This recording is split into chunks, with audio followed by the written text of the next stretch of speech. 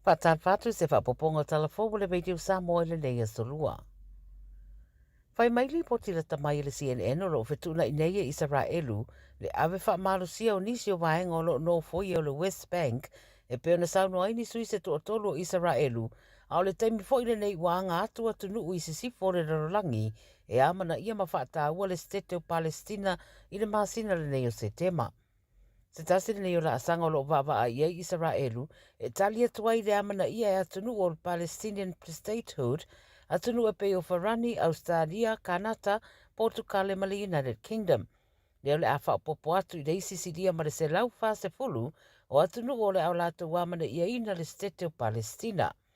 O ni putia sa whaia se whatanuanga Netanyahu malana whai ngā malo i le mata upule nei le vai astaruai ai le i taunu i se whai unga. O le West Bank ma na maua Israelu mai a Jordan i le whiwhitara wano fitu i le taua na whaiai ma amata mai ai nona no fo ia tangata Israelu ia no fuanga e uisa asori ai tu la fono whaavau malo. No ma nao la Palestina i le West Bank o le tu sa o Jerusalema a toai ma le Gaza Strip ma o to tere community whaavau malo wa langolango atu iai. Whai roi le ripoti la balea o le ave whaamarusia Israelu o vaenga wa no fo ia i le West Bank o le ava aia o se ngai o inga solu tū la fono i lalo tū la fono whaabau malo mai ono tū na i mai ai fo inisi ve singa ma o lo tūri mata ia lai le tō tele le isi ngai o inga o le aso o ai a Israelu. O le vaalele na ave na nei le president o le komisi a Europa o Ursula von der Leyen wa li patia na taula ia tu iei nisi ngai o inga whaonga ai whainga whao na po nei GPS navigation jamming au tau mawhaide wa ai tūra wele ele Bulgaria i le aso sā. Na whaamtalanga le aso so upo mai le komisi sa whaia le CNN, whai mai na maua le komisi ni ripoti mai leo leo Bulgaria o lo lato masalomia o le ngai o inga lea tau whaalavilavengia ai le whaangai o i o le vaalele sa whaatino e Lucia. O lo te ena le Kremlin na Lucia ia tua inga, ma la lato whaamtalanga i le sa o ia whaamtalanga. Na tau nuu saonga le mule wa alele na ua whaonga e pailate isi tūlanga na avanoane o lo whaataria la se whaamatalanga wili iri mai le ausu e sua Bulgaria po le atonu le tūlanga na tupu ai pe whaamania foi e yeise so otanga o lea ngā yoinga i a Lucia. Wa siria le varu sa lau tangata wa maririu ma le whaita wafe o lo marinu ai le mafui e na afiai Afghanistan i le amatanga o le neiva yaso. Whai mai le ripoti au pitara tamai le BBC o le pōna mamoe tangata i whafo mai o whale au wha ngā solo pēa ngā ruenga la veai. Whai mai le tō tele o le au maririu e mai no fuanga mau ngā e pei o le tūmalo o kuna sa au pito lata lata le o ngā tatonunga le mua le mafui e. Ro whapea mai reo ono si itia pēa le numero le au maririu au whai ai pēa sa i ringa ma ngā ruenga la veai. Wa iei atunu ua o fuatu soani mo Afghanistan ma o isi fo inu ele o mawhaiuna o ieni ta avale a ua matua i whaatu muria whare mai. O le ripoti anisi wa ta wai wa atiri whaatetele a fianga o nele i mamao atu fo isa lolo vai ai no fuanga la vaia ma iei solo ngā ele na polo kai ma le tele o awala. O isi atunu ua whaeloa le o atu soani e au fia i saina initia o le UK ma Switzerlandi. Ai titi mai e walu maasina, na fia wa ai ei New Zealand marienga na whaia le atukuki masaina, le ua mafuai sina ese ngai le vāo atunu e lua. Whai mai le Radio New Zealand o wha maumaunga ua wha matuane i lalo le Official Information Act, ua whaero ai nisi wha matalanga i whaatatau i lea mata upu. Ua tā ua o lalo le marienga o lo ofina wai New Zealand, sa tatau lava na whaelo atu le atukuki marienga ua whaia masaina, pei tai, e se foi se fina ngalo whaaria i eiro tai o le atukuki o Mark Brown. O wha maumaunga la ua wha matu whala wa i tele ane le mata upule nei, ua tā ua ile lui ina e Winston Peters o Brown, ia whaia la se referendum e whesiringi ai fina ngalo tangata pe mana na o pea tū mau, i le mafutanga ma le sootanga ma New Zealand pele ai. O whaiteo ina Brown, New Zealand mta upule nei ma whaino ai, e le o whailo atu ar fo i New Zealand la tau mata upu tau le va e whafo i le atukoki. A le manatu tele sa fuai le saininga o marienga masaina, ono le tūlanga tau tupe ma mana onga e fia whaalau tele o le atukoki. Ese fina ngalo whaari o tangata le mata upule nei upenga ta wha ilangi. A lo tāri ai pēa se isi tūlanga o le ai lea maafutanga po le sootanga foi ina ua mae asainia marienga le atukoki masaina. Talamuri E maua e leo whai o le tūpāta mai ta i wa whai doa le atau sinio i le whainga pālota Bougainville e whaia i le vai sa nei. I whaamatalanga me le International Foundation for Electoral Systems, wa ta ua i siria ma le 2.8 wafe tangata pālota, wa fuafua le a whaia la tau pālota e whaatu waise prestene ma isi sui o le maoto sui a Bougainville. E se furu whata mai ta i olo i nei no foa, e tolu ua whaapitoa mō ta mai ta i ma le isi to o lua se fulu o lo o tau wā mō no foa o i tū malo. O se tasi o whaalapapitonga o lo fsosoani le una i o ta mai ta ina ia pālota e ingo le leitana Nahan Women's Agency o lo o whaia la tū por kalame whale awa onga e fesosoni e i sui tau wāta mai ta i le sauni i le pālota. O le stofi o le vasa nei e whaatau nu wai le pālota le atunu Bougainville o le motu tele i le atu Solomona a se vaenga foi o Papua New Guinea. Tala ia le Radio Samoa mo lau whaafonga mai le nei aso soifua. Ua na o le Radio Samoa se furulima iwa toru a mo e tautuaina o e ilaungangana fitu aso le vai aso. Ua o le teime whaari ai le tāleni al tama i lunga o le leitio. A wale aso whapito o tama ua la tamai. A whai e whiwhia lau tama e tautala. Whai tala maalie, pe whai ana whamtalanga e winga i talonga. Ma tau te wala uria o ia e awai i le tauwanga. Tama whaasaralau a le Radio Samoa. Po e se vilo po e tusa ma le tolu se furu leono se furu se kone. O lo whaatino ai lau tama le whonga ino o le talonga le manu Samoa. O le Communiticta. O le tama e siliana reactions i lunga o le Facebook. O le amanu malo i se whailonga. Mo le aso whapito o tama. Lafo mai lau vilo lo penga te whailangi. radiosamoa.co.nz/dad. Po le Facebook Messenger le Radio Samoa. E whaangata tato vilo i laso whao si tema. Ma o le nei tauwanga e whapitoa mo tama i ni sila. Ia manu e tele la sao tama. Tama umalawa o le lalolangi. Matau te whaia ni fo aroi le aso lava e te whio mai ai i le Shine Dental, ai e iai e inga whaapitoa. Matau te salia le Afterpay, SEP, Q Cards, whaapea wins quotes i le Shine Dental. E whaia fua whaatalanoanga ma le ACC i le Shine Dental. Le aise tongi mo whanau i le bao le se furulua i le se furuwalu tusanga i le Shine Dental. Talanoa mai le tongi ino le whainga o nifo i whaonga ai le Zip, Smile Now, Pay Later. Le aise tului i le Shine Dental. A whio mai le 555 Great South Road, Manukau, pe bala au le lua fitu ono fafa. Lua fitu ono fafa mo le Shine Dental. Beta Drive Doctors i le taulanga whaatau i maangele, whaapea manrua. Mo le vainga o so ngase pe amana o mia. E whaatino e fo i matuipui o le whana witi, o tuipui la COVID sfuluiva, mo i lātou e sfuluan tausanga malunga atu. Whaapea matuipui o le flu. Pala au telefoni, 255-25-valu. Mo so wanoe whaatino ai nei au nanga. O fisa whama i maangele i taftafane o le McDonald. A manrewa i taftafane o le Whaletusi po le Public Library. Beta Drive Doctors Clinics.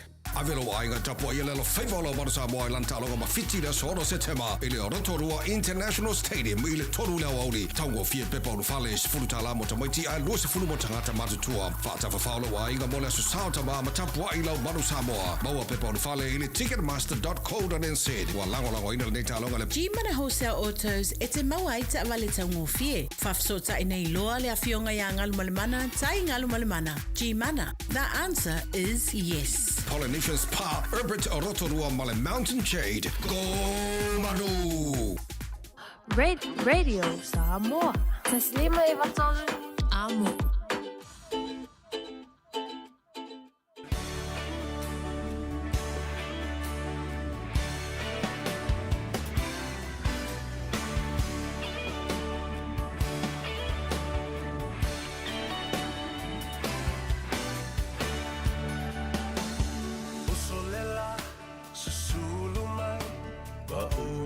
Tuai la Samoa le nu'u o te nofo ai pe fa'a pe fea na galo atu o i le vai Samoa o le penina o te fia i ai o solela susulu mai ma o mana tuai la Samoa le nu'u o te nofo ai e fa'a pe fea na ngalo atu o i le vai Samoa o le penina o te fia ai Hangi mai se matangi E momoli atu ai Lo ua lo fai la Samoa Matalasi Hangi mai se matangi E momoli atu ai Lo ua lo fai la Samoa Matalasi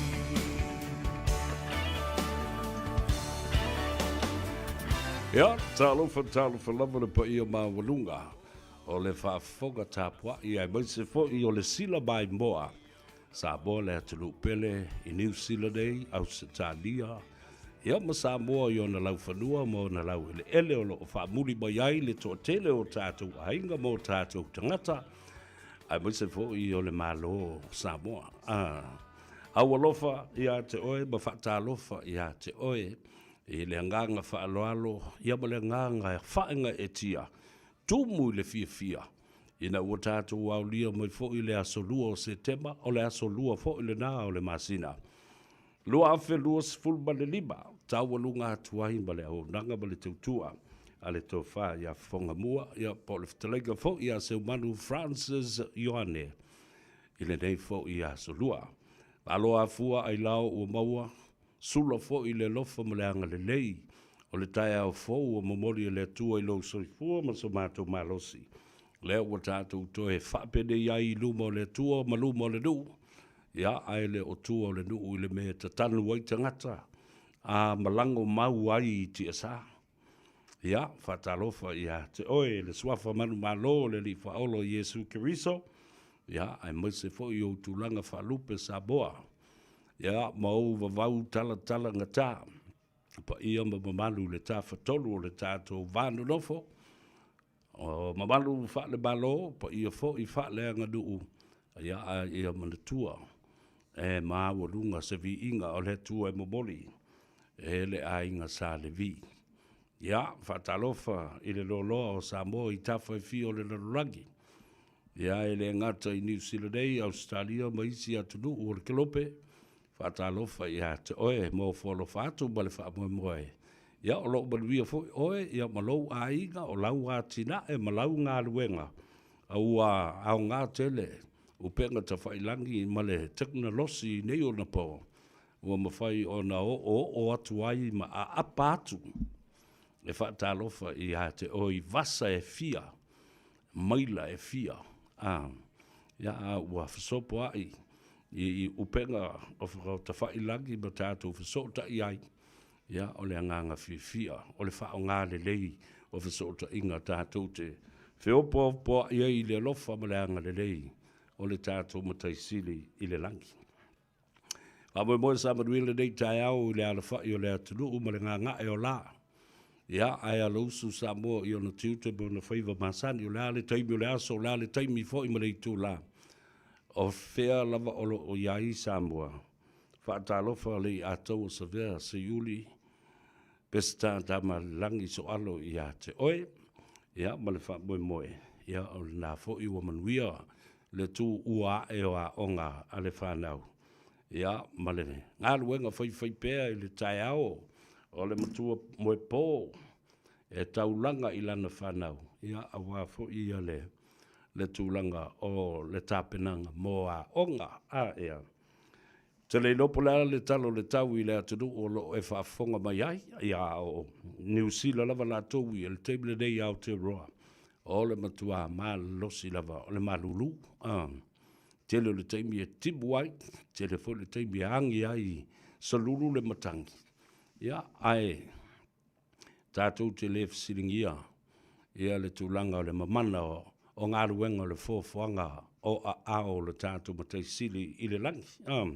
Na pa wale mea tātou e whai, o le mau o le nganga whaaftai, pē timu pē la vevela malulu, wha leo ngā lua le talo le tau, o nisi fo i o teimi, e ta o mai e timu.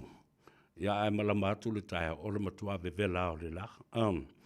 Whe mai e la, aia, o le matua pepelo o le kalo le kau. E whaka upe a kuletanga mea lava i whawhatina. ai o so mai lo matimu ngai va aila i o upulenga uma fa pea o ia na o le tina la no fu la se e la fila se fa longo la el pala vale fa per kangi al lo makua o upulenga uma la va palona dei lo o le ke la fi mai fa punga ku ia la pala vale anga ia anga ia ya wa fa pena la lo soifuanga nei mo wingo tangata Fatalo fa tabam tina matu o le tudu le mwhai o le whaangaluina o tau e a whea tu lava fo ima. O fo lo fatu ma whawhiloa i fo i a te oi lo ma lei fua mai le tai au ana le la. Ia, whapena fo i au lava fua fuanga ma sani ai. Ia, awa o le tele au o le tau mawhana whana. E re no fo le lei tono o le whale. E i whafo. E i ta whawhale, i tua whale, e luma whale. E oe. E vele ma ini ane le vau, ma isi mau mea whapena. Ia, po le ta'alai ho fo o le otota. Ia, a olo ina malulu, ia le tau o le atunu. Do nofo whale le whale. Mata le TV le nale. Ia, whaile pele ma le tina. A lua kau e fusua ia, o lua ma lo makuoinga. Ia o bea ngā lo ma kumko i ngai masa nga whai. E ke asi lo makua le ala mua koi o le ipu fo le au ka whao. Wa kongi le koi inga le ipu. Alo le nā ua whaakifa ia. Ise meo se ipu ma fole whapea ia. O le frisbee la e whai i ka longa ka miki. Ia le nā. Walanga u maa sani o wawa ai. Ia so ia o le titi a o. O wola i fo i lima o le matuto. Ina wale o le matua. Ke ia ua misa ale asa mea ngā ringa misa. Ai ni ngā tere nā. O le kauso o mai o whaara lawe o le ainga silo makua. Ai pe ia whole le wha karinga kuli le koi. Ia alo wha malilo makua e lo grandfather. Senga, oe, e ke whaalongo mea o le oki le mea lai whai o le ainga a ngā e ke pe ia ke le ainga al mapu o sal mai. Ole. Tele i o winga maali e sa ta moli mawina i aso ia tala i titi ma tala vau ma wawa ai i winga o ta mamti nā mātutua ia talo wa whai i langi le whaulanga ai le mawhai o na ngalo ia winga maamionga o tala i whai ana i o tātou ta mamti nā mātutua lala funa nā e pile i tele ia tau ia winga o ta mamti Pau o ilva sengo tamam tina matua ia po o tu a sina fo i le tunu. Moi lo mo lo to manosi mo lo to manuia. Ia ma fa aftai e fo le ngā luenga lo fai e uso ma tua fa fine na ia au to fa nau. O lo o nonofo i atu i o to au tafa. Ia ma fai le ngā luenga tau tua i nai o to. Ia ma tausi lo to soifua lau le lei ma le soifua manono ina. Ina ia mauti noa. E whainu au whala au. Ai whai mua le tau mawhtanga whako a whaingo e whala au. Ia, ma mata i tuida le teimi ua whaatulunga ina sawhai ele appointment te o e vai le doctor. Tele i o me taua, e watu e fwile wha malo i a te utau. O uso matua whawhine o lo o tautua i ngā ruenga whaloto i whale. Domestic duties around home to look after the children and also the elderly. Na yo tātou ta mamti nā matua, malo, le alolofa, malo fo i nā ngā ruenga le lei. Ua tau mi ai lo tō saulo tonga fo le le mele fia tāwha whao ma le kalari anga i ngale kalari fo i o. Ia ai ona ualu le tele o le teimi. Wa ai fa le ai na yo tatu to mam tina ma tu pena o foi atu o le sosia ato so se ainga o lo tau si ai se ta ba matua po o se tina matua o se ainga fa mi ina tele na ainga ai se o ina o lo ta oto ai le sosia tele ma le ta mau ainga o le tomai fa na mua o anga wha na mua i le tele o tausanga, o le tātou tū ma le anga i whanua, o tātou mersina, o le tomai wha na mua, o fofo ma tau lasia. Aia, o ngafa sili ilangi le nai ta oto ina. O tō wai e lo tō le a ngā i e whaatala noa ta bāma le tina matua. E le sa mai a malilingi mai i a le oa le nā ta mau a inga o wawau tala ngata o langi soifua ma ngafa lo tō wainga. O le ta oto uma i le tō ina mara o le matua le. Ia le nā lai ana e whaifole i sau boyfriend ta whai ali mama i aso ia e le ke lua le whikau i ma grandpa. Ia pe ke usu fo il ko inga le pe se fo le nale. Grandpa, tell me about the good old days. Awa le pe se na te tau le pe se. Tama, tau mai po au me ngā. Pongi mea le lei, pongi mea whaale le lei, po alaf. Ia, tau mai, ia te oe o lea le whaatulanga ina o le sauwha inga i tono o le tātou nuu ma le tu malo. A lea le tā ua le suafa le te suafai. Ia o ku wawa ai i le tā ua nā mea. La me kau ke o so oi ai.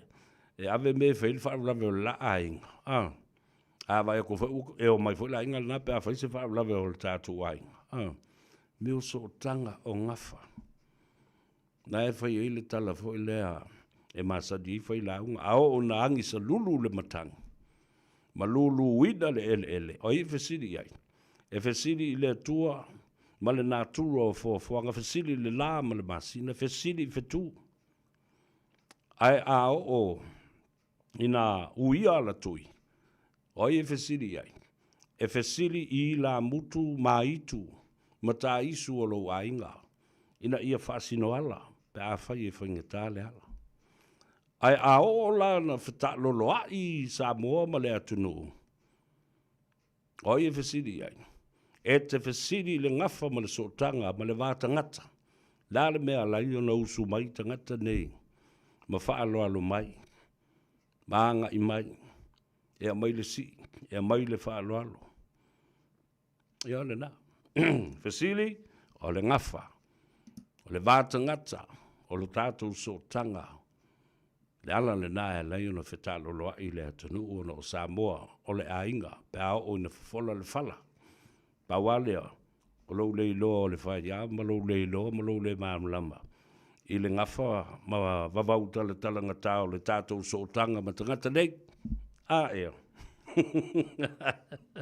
E te maua umo i le tau ina ma le ola matua lea. Le te whata mala iai. Avala awa koe ke sau koe ko il pa kuol ko inga pe fuki anga singa pe koskoso ka mai vai pe selu le lau wao lo matua e tau so sola. Iau tau so sola, o tau le maua fo le nā taimi. Au o mai la le taimi o le ase langi whaasino le to ina male o le matua lea. O le tele i o fesili nai te nofo ma o e sa ta tau na tali mai le to ina male o le matua lea. I lau tau vānu nofo ai. Ma o tau a inga ma so tanga. Faa le a inga ma faa ia i te tonu o loutou vāne nofo. Ea. Ia le nā. Ia o na whatalofa la ia lea i lunga le tātou api o fōlinga. O le tātou Facebook page, ia whapea fōi mo le tātou YouTube channel, ia maisi fōi fōla māu lunga. O le upenga ta whailangi, ia whapea fōi isi au walo whasota inga. Patalofa Yusu matua whawhine, a lola soi fumaduia, le whawanga i mai, Christina Tanuvasa from Melbourne, watching you, le ataua. Ia, whapea fōi i le tua whine a Fuatino Josefa, ma le tamai tai o Erelini, ma le tātou tamamatua i Amasoe. Ia, whatalofa ia le lua ave sa tupuola, ia, whapea fōi i him. Whamai o vauliko i ese tu solo. Ia, le whonga mua o le ala taua. Lome tui tamata alo whalava, alo le sui whamuia fo i le nei a wauli o le asolua, i na ua Gagaifo Faiva le atunu, ia ma ua tūlalata i le manawa o ngā ruenga. O le sunga ia ola le mamea ta alo whalava, Walesi whaasalalau chain o whaafawida tāni alu. So Fatasi and Maureen Tufele, watching you from West Valley, Salt Lake City, Utah. Yeah, malo, talofa ya te oi. Inosia Fatumiti, talofa lava, watching you from Palmdale, California. Sia Pita, yeah, fa perfo I palepa to mata, o tau tui sauta, talofa lava malo le soifo mdria. Aftai ngā wenga lelei sa whea ngai ma le tātou o tunu I le nei aso o lo tomua valo ia alo le soifua manuia. Bonjour, nea le nā. Pea o whalangi la e va mai e ia kengia le o lo tomua. Ta alofa lava. Au sange siosi ta alofa sila na muali ia le uso ia savai e Sau J. Moores.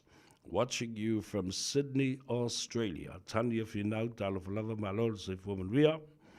Yeah, from a fair, yeah. I will look here, yeah, Peppa Paloka, Nale Faikawa. Dr. Laupapa, Talofalava Malo. For my.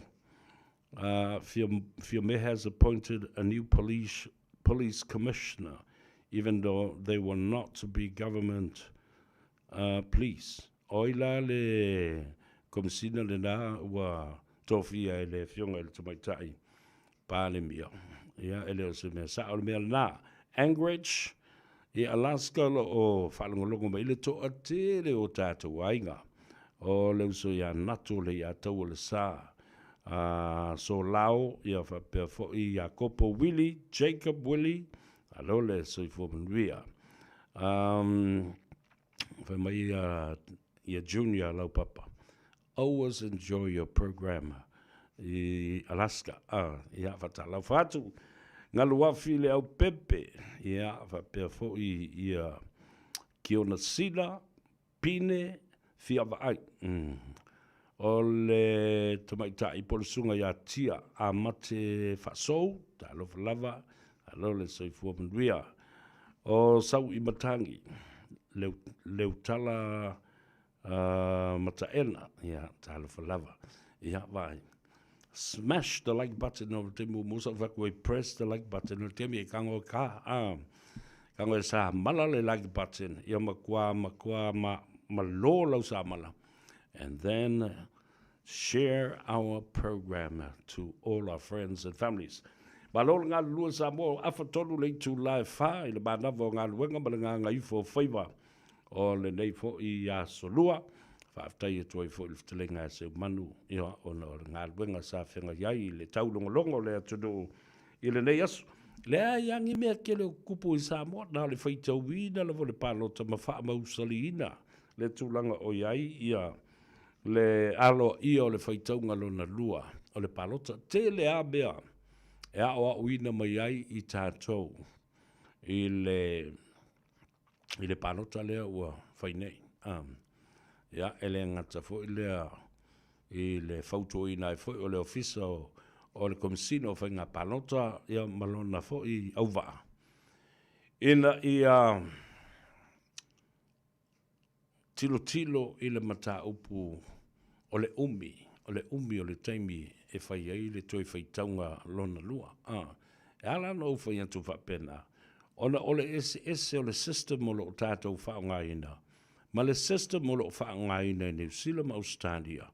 Ai to o tele atu le whaitau a whai o ta ngata anu o nei atu nu te tele ua avea mo tātou ai ngalona lua. Ma le tātou atu nu I Samoa. Na salo pena o se ioi. Na o se lua se lau wafe ni tangata o lo I Samoa le taimile nei. Ai le o I lunga se lua se lau wafe tangata palota.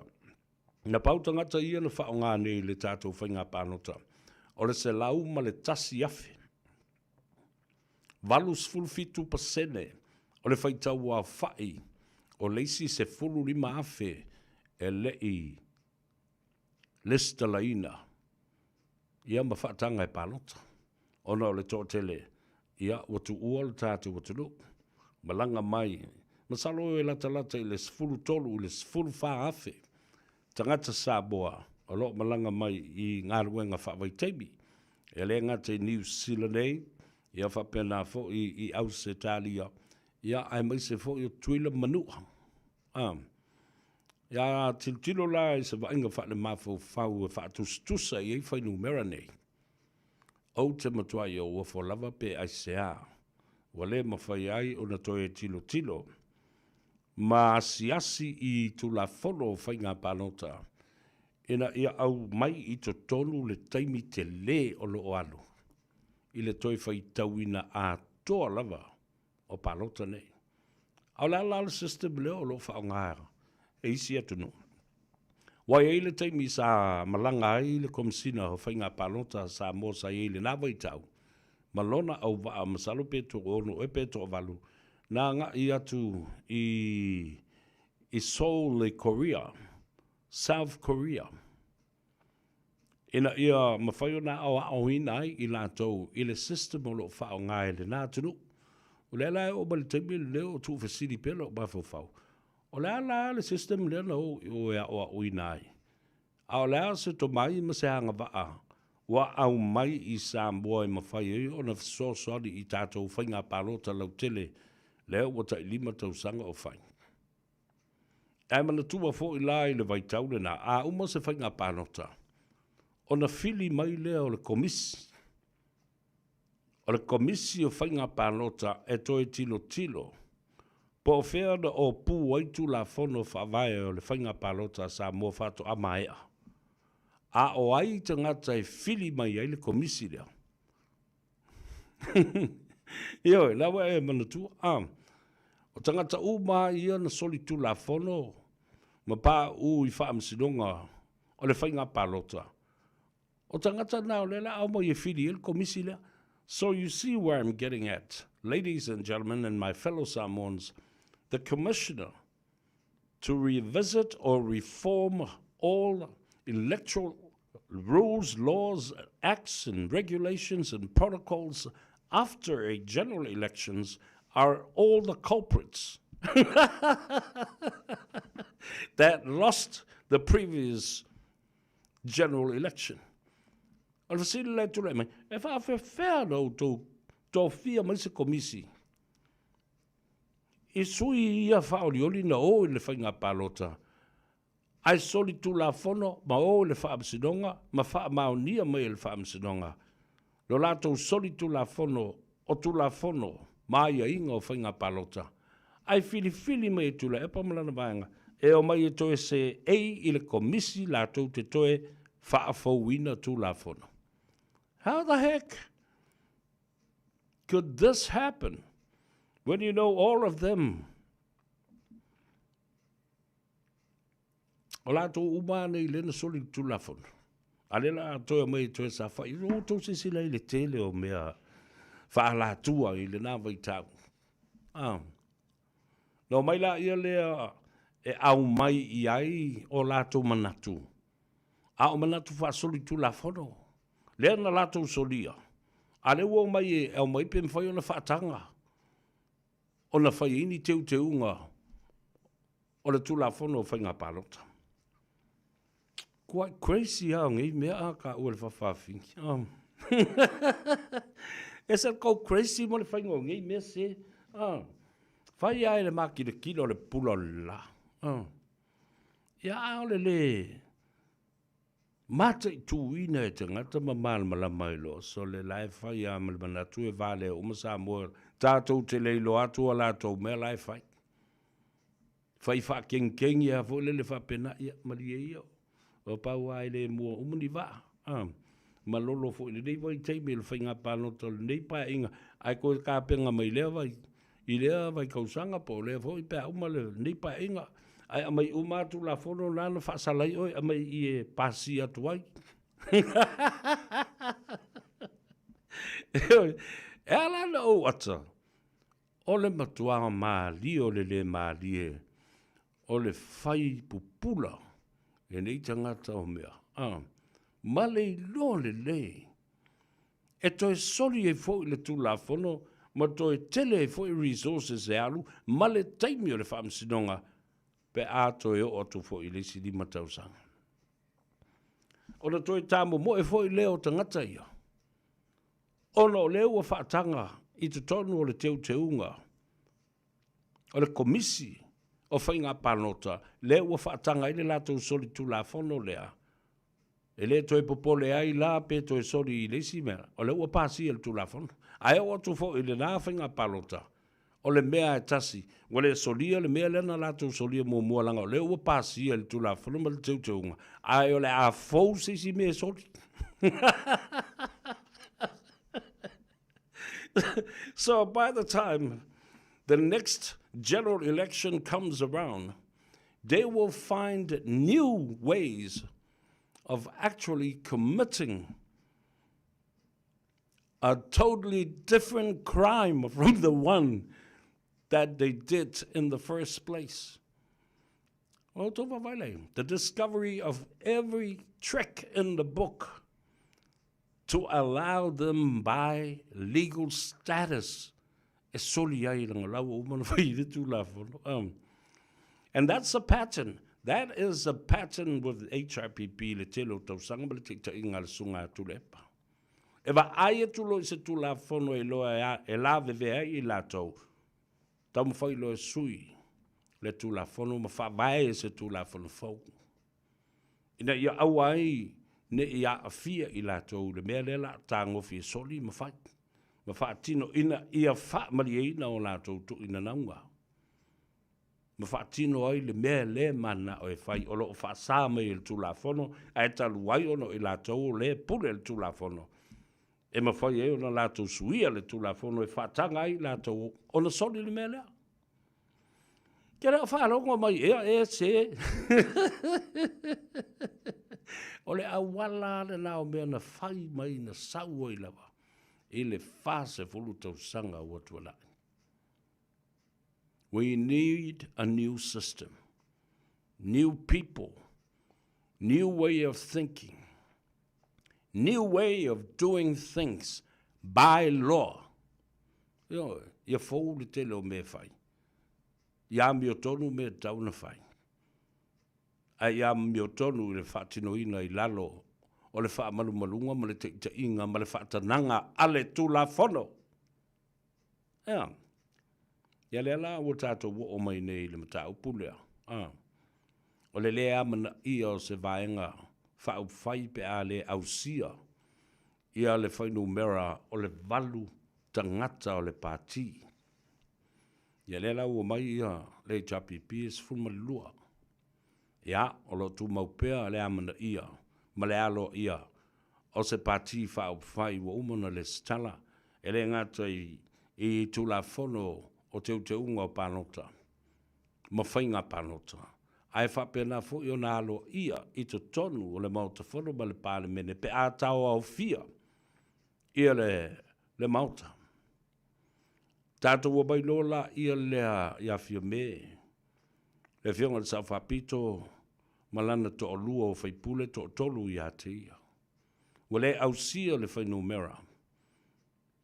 E alo ia ai ma whaingo I na peo se pāti.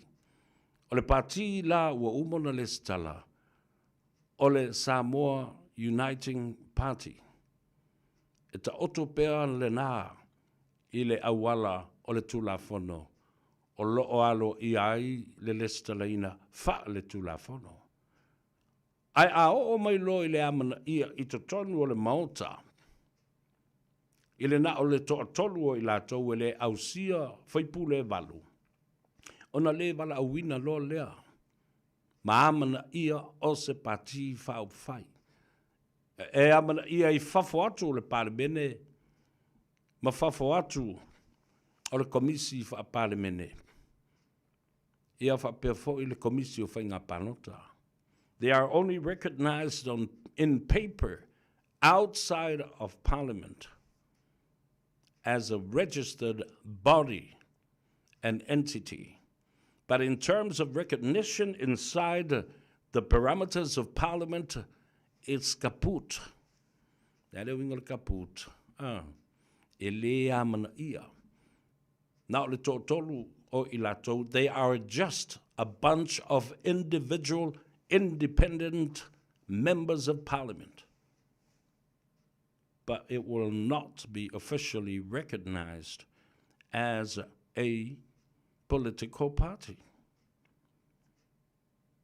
Ia le nā lai.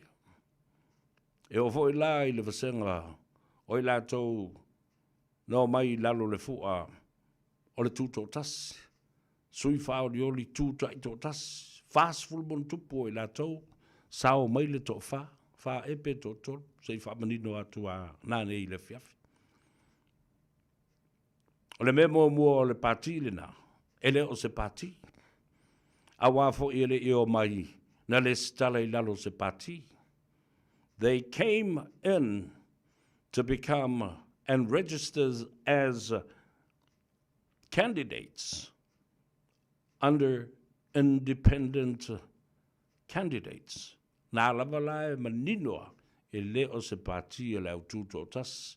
They are just recognized as well as a bunch of individual candidates that have now become independent members of parliament. Ele amana ia fo ila ia le. Ai whiutanga inga, wā mana tua wha pewhi o ia tulepa.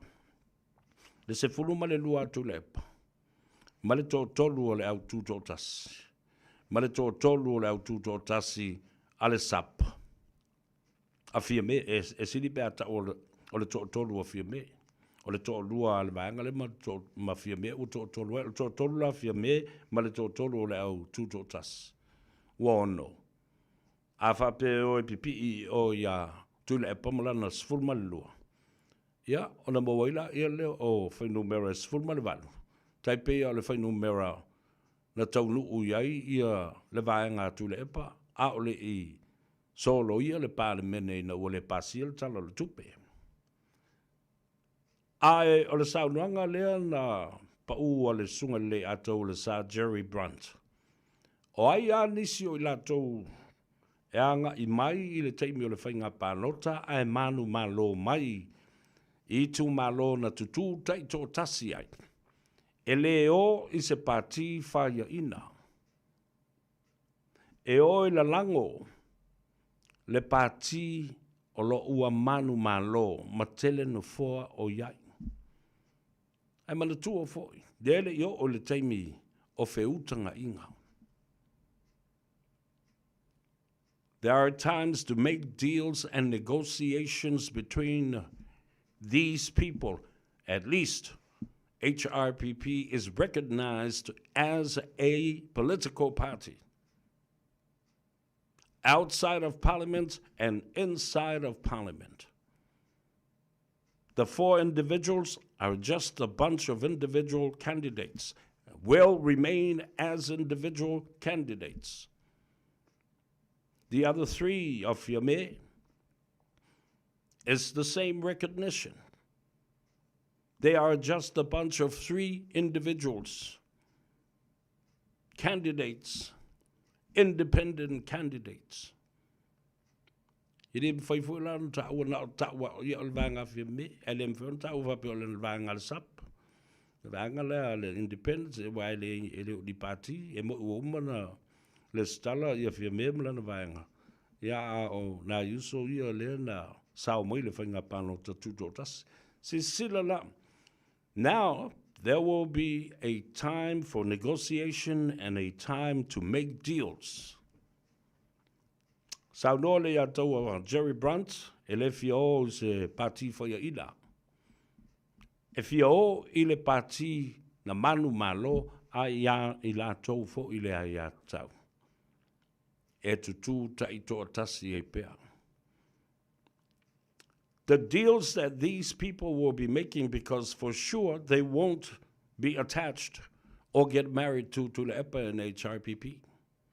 Ele mawhai o na whai people, awai le a toa isi te whai numera, e siri eile la tō tutu ta i tō tasi pēr i la tō. Now the deals, pa wha whonga le lei le mamalu le atinu.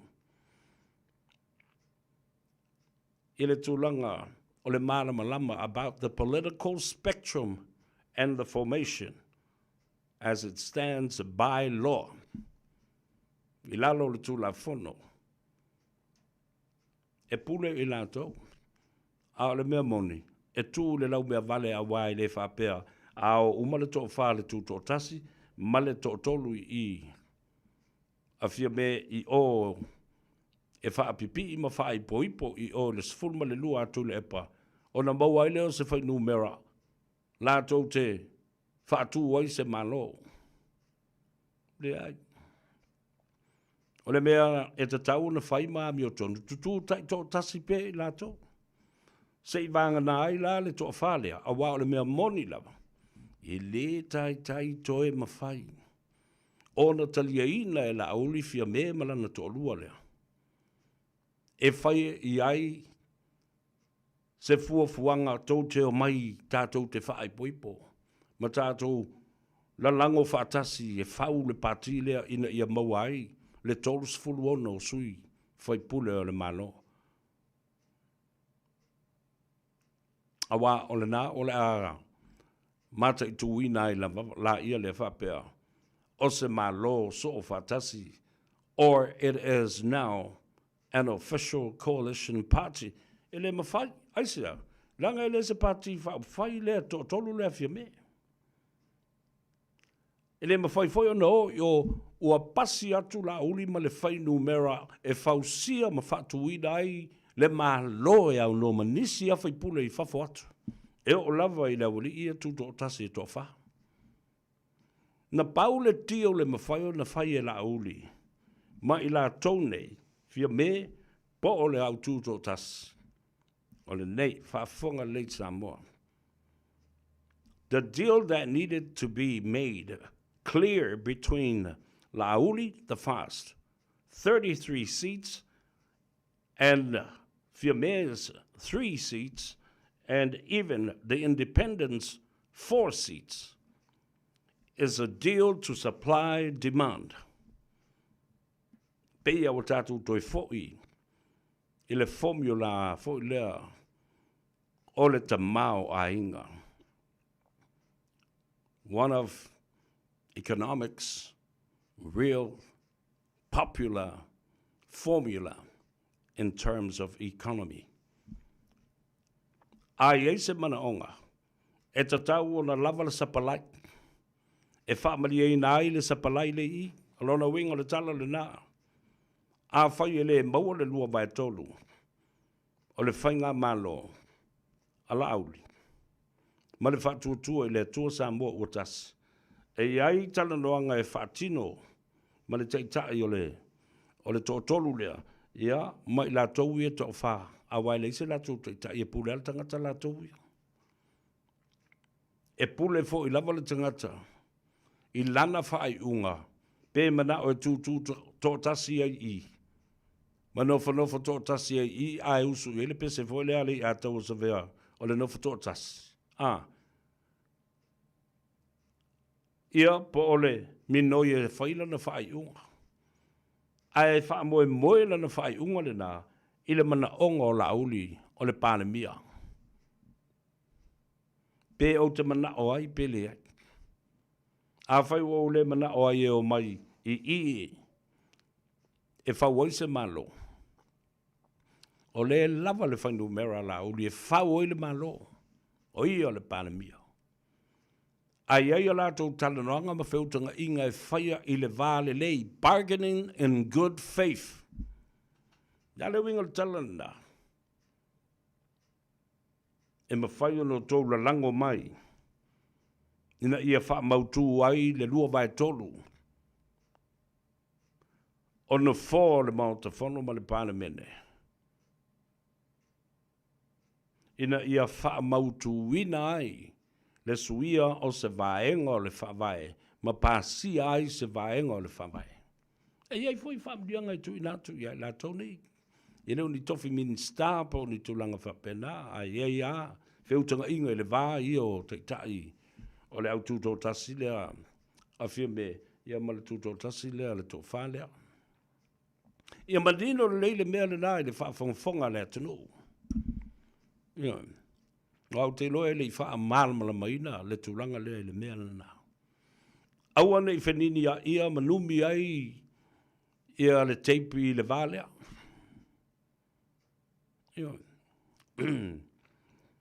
So Lauli is within a very stronghold position to establish a new government now and to create a solid foundation of a new government. Maya ya te ia. Malona to finga o le palemia, ma le sui palemia. E fili e fo I malana o le malo. Nae ta oto le lei lang tonu. Ia le atoa ai o pu fangota. O le fono o sui tofia. Ia, tātou te le loa le feelinga o le ao o iai. Nā fo ia atoa le whaidu mera, e fili ai atoa, le se fulu ma le lima o minsta o le kapeneta. Ia sa se fulu ma le tolu ma to e whao popo i balesi lua. Tā ua le nā mo le mālama lama. Of bargaining in good faith. Tātou talanoa ma whiutanga I le vāle lei. E māli lia I ai, ina ia au maia le sapalai, e faa malia I nai le manaonga lea. Le manaonga, e tau na sui se vaianga le whawai, e tau na pasia se vaianga le whawai, e tau na iai le pasia ina o se tū la fono whawai. Oi lai whalangulango e pe a le maua. Awa o le mea moni ai te e le sfurulua lea tu lepa. Ai a whapea fo I e te e iai tu la fono, e le mana o mia ai, awa e leo ni mana onga o le whawai e suia.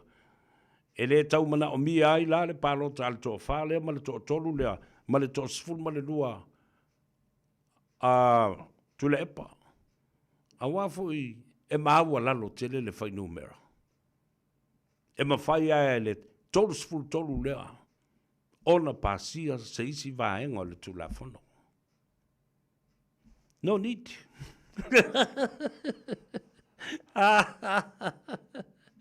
Yeah, watching you from Miami, Florida. Oh, you're down at Mar-a-Lago. Ina me ngofo iliko ingo President Donald T. Jump. So le lau vava aia tu ma le whaanoa noa malingi o loi mata. The District of Columbia. Ila mea foi o lo iai ia le whale pai. Lua afe. Fita o le National Guard.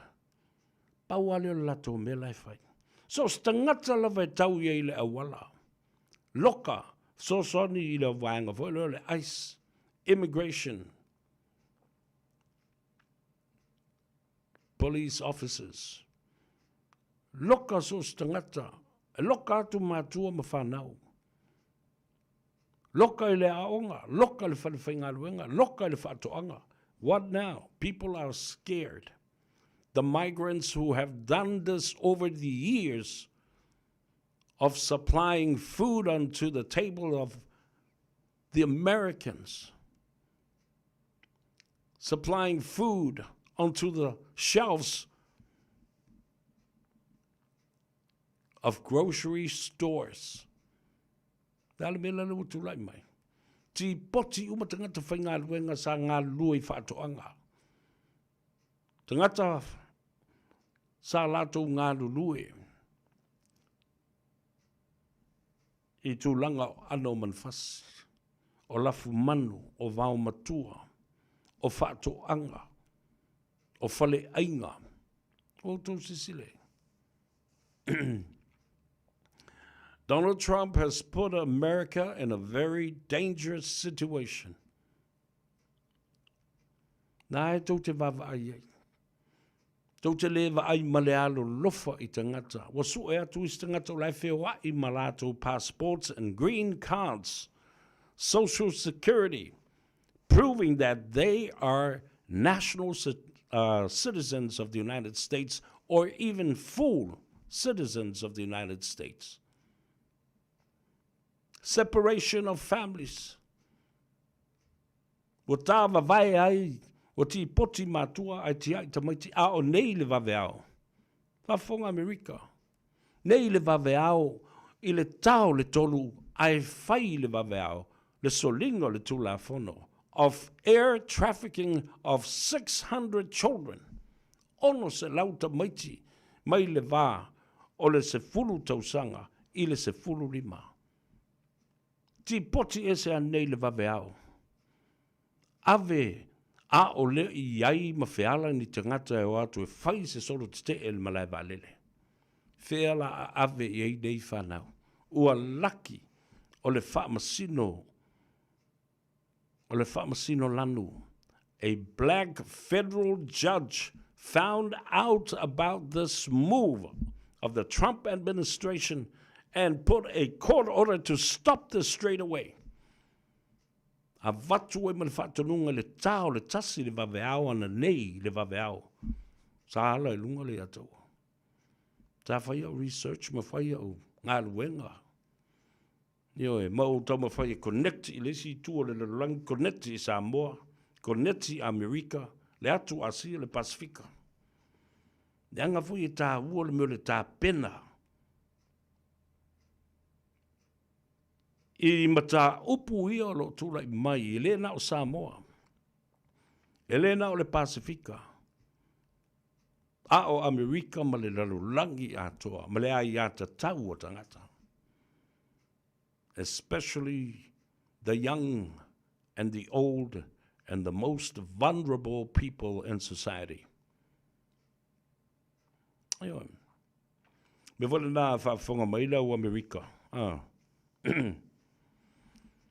Au te tele atu I mata upu o le porokiki ma upu whai o le malo tele o Amerika. Maa malama tele iai. O le vana skol sipi maa onga I oma. Ma tilo ma mata mata e mea ia e tūlai mai. E ei tūla fono le lei, e ei tūla fono o whasolo a toa. Ona o le fia pule o le tamalo Donald Trump. E a vea o ia. E whasa o se dictator.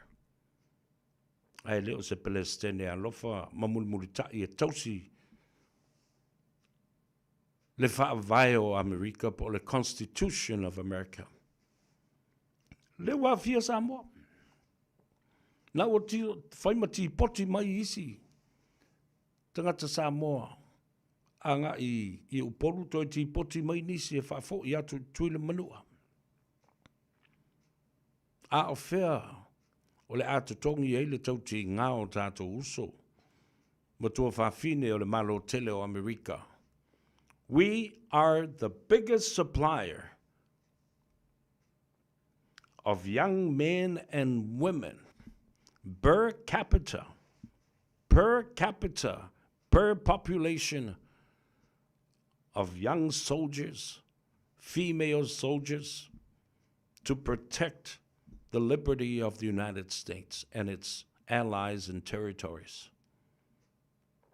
Si tama I etu nuua le nei le tala whaasoro pito ma le lalulangi ato I ese ma isi stete uma I limas fulole. The territory o tuile manua. E sili atu ona tō tele ana fita o li I matamaita I tele vau la tau te sapalaia ai le military, le malingi, le airborne, le navy, le air force, ma le ami a Amerika le malo tele. E alwatu le tamai motu le tato uso. Ia tuile manua ma le motu sai. A le ala le mea le o whai mai. E o le tato Congress ma le from the territory. O le mawhai o le whai e se mea.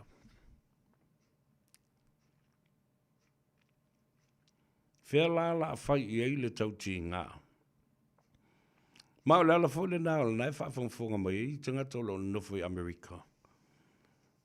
Ma whaari mai lo lātou te I lau fo I whi naunga lātou. Iau te le tio iai. O laua I ata tau le nā. Ai ao o na whaata oto ma whola atu le whala o le mala malama I le tula wholo. Ma le ai ata tau. Ma le Constitution o Amerika. Lea I le o muli ta iai le te malo lea. La whawhela na whai.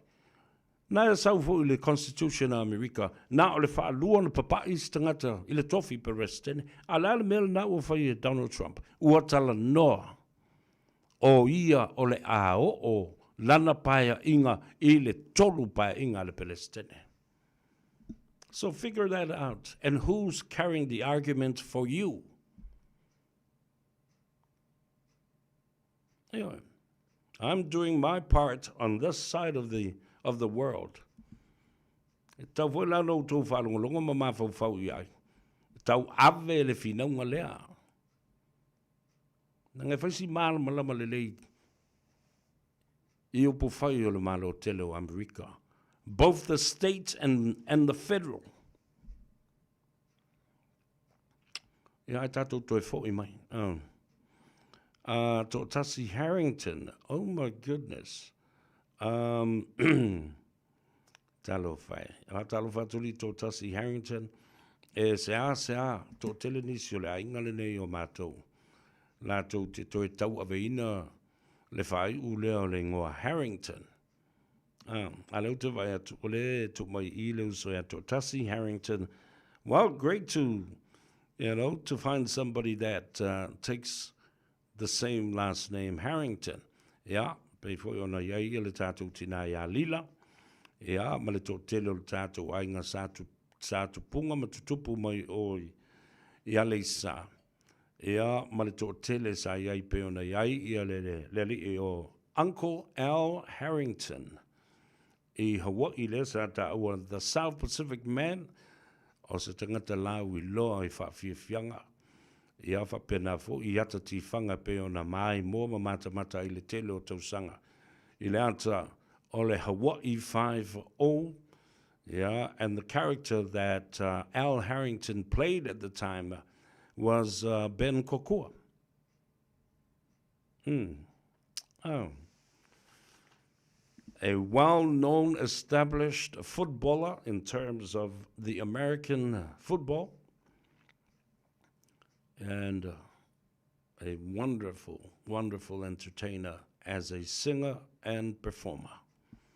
You know? Tangatala na swafaya Al Harrington. Or the cousin Folkland now the Mato Tama. Good to see that there are some Harringtons around the country and around the world. Yeah, maloli tutotas, for my ia tutotas. Le atoa, mai manono, le puyai, yalo tato ainga oitangia. Lea, e whatalo whatuai ia te oe. O mato nei, o le au Harringtons, o lo nofo, in Las Vegas, I le malo tele o Amerika. Well done, my brother. I ono kalala. Alola so woman, we are watching you. Leatou Savea from San Francisco. Ya, fatalo fatu Tania Finau. O Isamala. Talo falava. O Jacopo. Alo, so woman, we are. Tia ta Amilo. O tu ese faa maliko. Alo, so woman, we are. Taile mafuta mai. Press the like button and share our program. Fam Semi.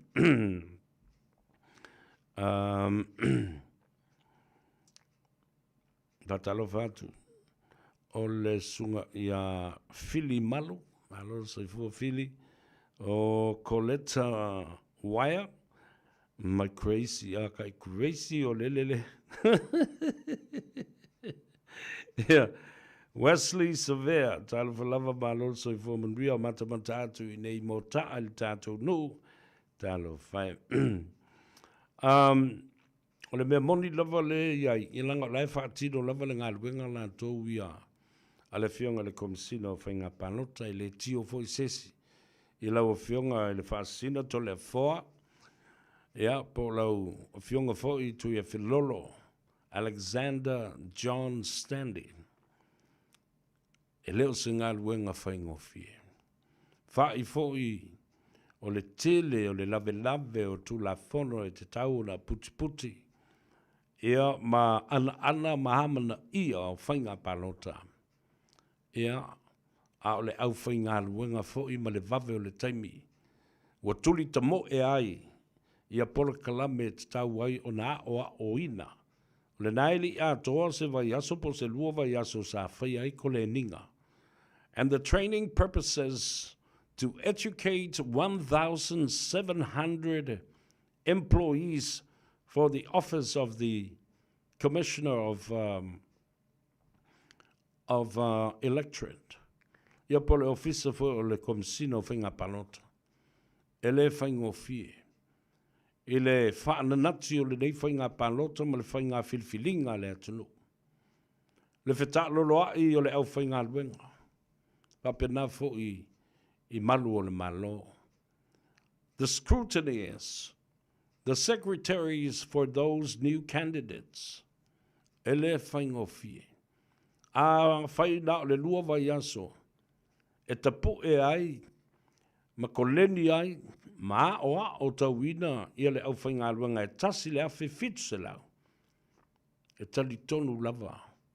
Ua matua uti ma la ititi le nā taimi. E le tofu maua uma I mawhauwhaunga, uma ma mana tua uma le au whainga luenga, lea tu la fono ma lea tu la fono, a o a isi a iainga ma nisi a iainga. I le whaatino ino le ngā luenga, a lau fionga le komisino whainga pālota ma lau au waa. Ma mori atu le nganga whaafteitele mai le ta ele le whatu ma le anganga. Ona e le whaingo fie lau tau matala langa ma lau tau matafioi. Ia e maise foi, oso matua whawhine wofo I natu. Ia lo lātou taimi ma le mana malama e whasoso ani ai matu atu le tau au. Ina ia whaingo fie le ngā ruenga. Ma wha ma a venga I lau o fionga le komisina o whainga pāno. Ta lela nau te whaatui Samoa. To a mai le tai. Toa fi malie le tai. Ma tātou tau ma whai e o mau pēa e lei umaia. Ma ia lava papale ma ono sai. E leo se ngā ruenga whaingo fie. E le lava vā. E alu le aso. Le ao ma le pō. O pupula. Ma fia a ai. Fia malo lo fia tātitia. Fia tō whawhawa, mamo moe, file mo. Ai pangā lea, o le nau ta inga I le alolofa I a Samoa. Aisea, o tātou te le maua le tūlanga o le tāpua I, ma le file mo. Tātou te tāpua I, ai tātou te sai, ma tātou fau e angele singale ile e angele tātou te le lava on sa ia. Tātou te mana na olo le mea lea whailo le teimile nei, maua le tali le teimile nei. Sorry wefa kwa ko crazy kele ma ko me whaisi. Tu uava noa. Ma tu u foi lo tātou whātua tuanga I le fionga le komisina. Wha ma a venga I lona mawhau whau ma lana whātua whala inga. Lana au whai ngā ruenga. Io whengi mea. O lai whai kaule mea. Ale whai o ako whai maskutania si. O ako ma whai lau kusi. O ako I o. La me kou o aile ngofu whale rei. I mea ngai kou ke iei ma tāpua I ina. Whetua I foi. Na pauale meu teltonuina o whai lau tusi o vanga whau whai. Ai eise mea onga e tau na wha maninu wha malmalam. Ia na ola ia le iai. Ia e tau o na tātou wha alo foi. Ia inga matulanga o le tula whono o umana whata oto mai. Ona au lape. Tātou te le solia ai. Le apisao le fionga. I le komisina o whainga pālota malona au ainga. Se ongo sa iam kwa ko crazy foi se.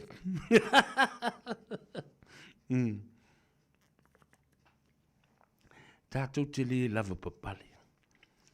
Tātou te le ono sai, the anxiety, and also the curiosity is so overwhelming that you want this. You're like a little child. Pese kamai kiki fo lele wa manga o lava le fang susu kai miringi a mai loa lava. Pe vela pe pole ar ko inga pe fa ko apunga a mai se susu.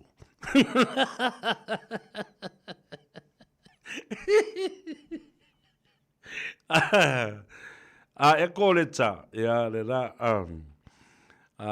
fatalo fatu fale upu fa lava au wa lesi ya va pe fo ia ala ola utalanda le na fai na ave se tu fo malo ulo to fo le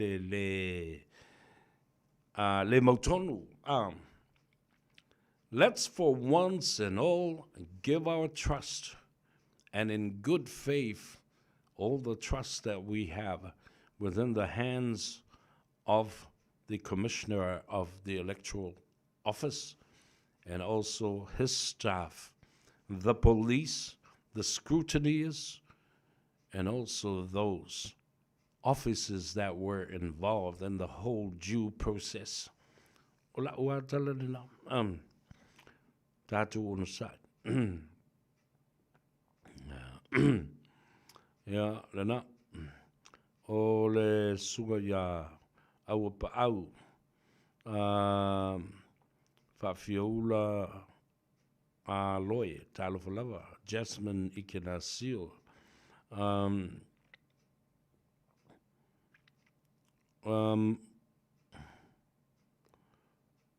Whamai ia au pa au. Le ataua, o le mea lava na mana na o iai ia lotofanga. Ia o le nā, ua lea o ngā, ua lea lo ia fo i la i totonu o le parlemene. A wā na o le tolu, ia, whaftai manuia le Porkalambia. Ia, le nā. Mea tāua le nā. The other thing that comes out of this is the question, o le Vasilio lo tūlai mai. What is the legacy that Fia Me and Tuila Epa will leave behind? Those are the two big questions. O atu ai ngā tala anga matala ave, mani wha moe moenga o le atu tupu ma teu fatu i la ngona o te ngata mau ngā tūpulanga. Pe avsiringia, le aso talitonu ngai winga ile. Le vai tau o Fia Me, ia ma le vai tau o Tuila Epa. What is the legacy that these people will leave behind? Ita ilo iao, ai lo talitonunga. Ei mea lelei, ei foi le te leo mea wha lelei, pe e kele aku mea wha lelei mea lelei. E se atangata mau lātou talitonunga i mea na. Ia wa fuala iai i le teimi sa se e iai tangata nei tonu o le malo ma le tele o tausanga o mawai. That is one whole generation and a half. O le si tupulanga a toa lava le nā o le soifuanga o le tangata. Le fast food tausanga. A wala ni mea tā ua. Yo e se atu i la tou. Ai tula i mai o ni mea wha manatu mai pēr, ma wha manatu mai pēr i o tātou ma fawfau. E tele i mea leanga. I tele i mea le lei. Ai sea. O le tali tonunga o tangata. Wa uma ni wha le tonu mani tūblanga sa taunu o iai i le nāwai tau. Sa te tau o na mawhai momoa. Ele nganga whakerisiano o na fo lua. E mawhai le tū maleanga i whanua o na fo. O na o ai loa lea e awe le mata upu. I le whaamasinonga e au mai ai le whai unga.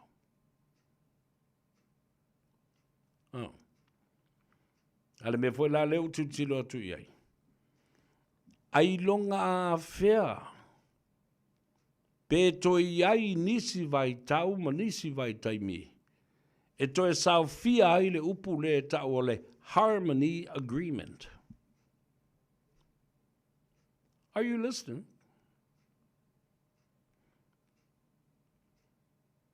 Fea o le ata oto i ai le upu le nā.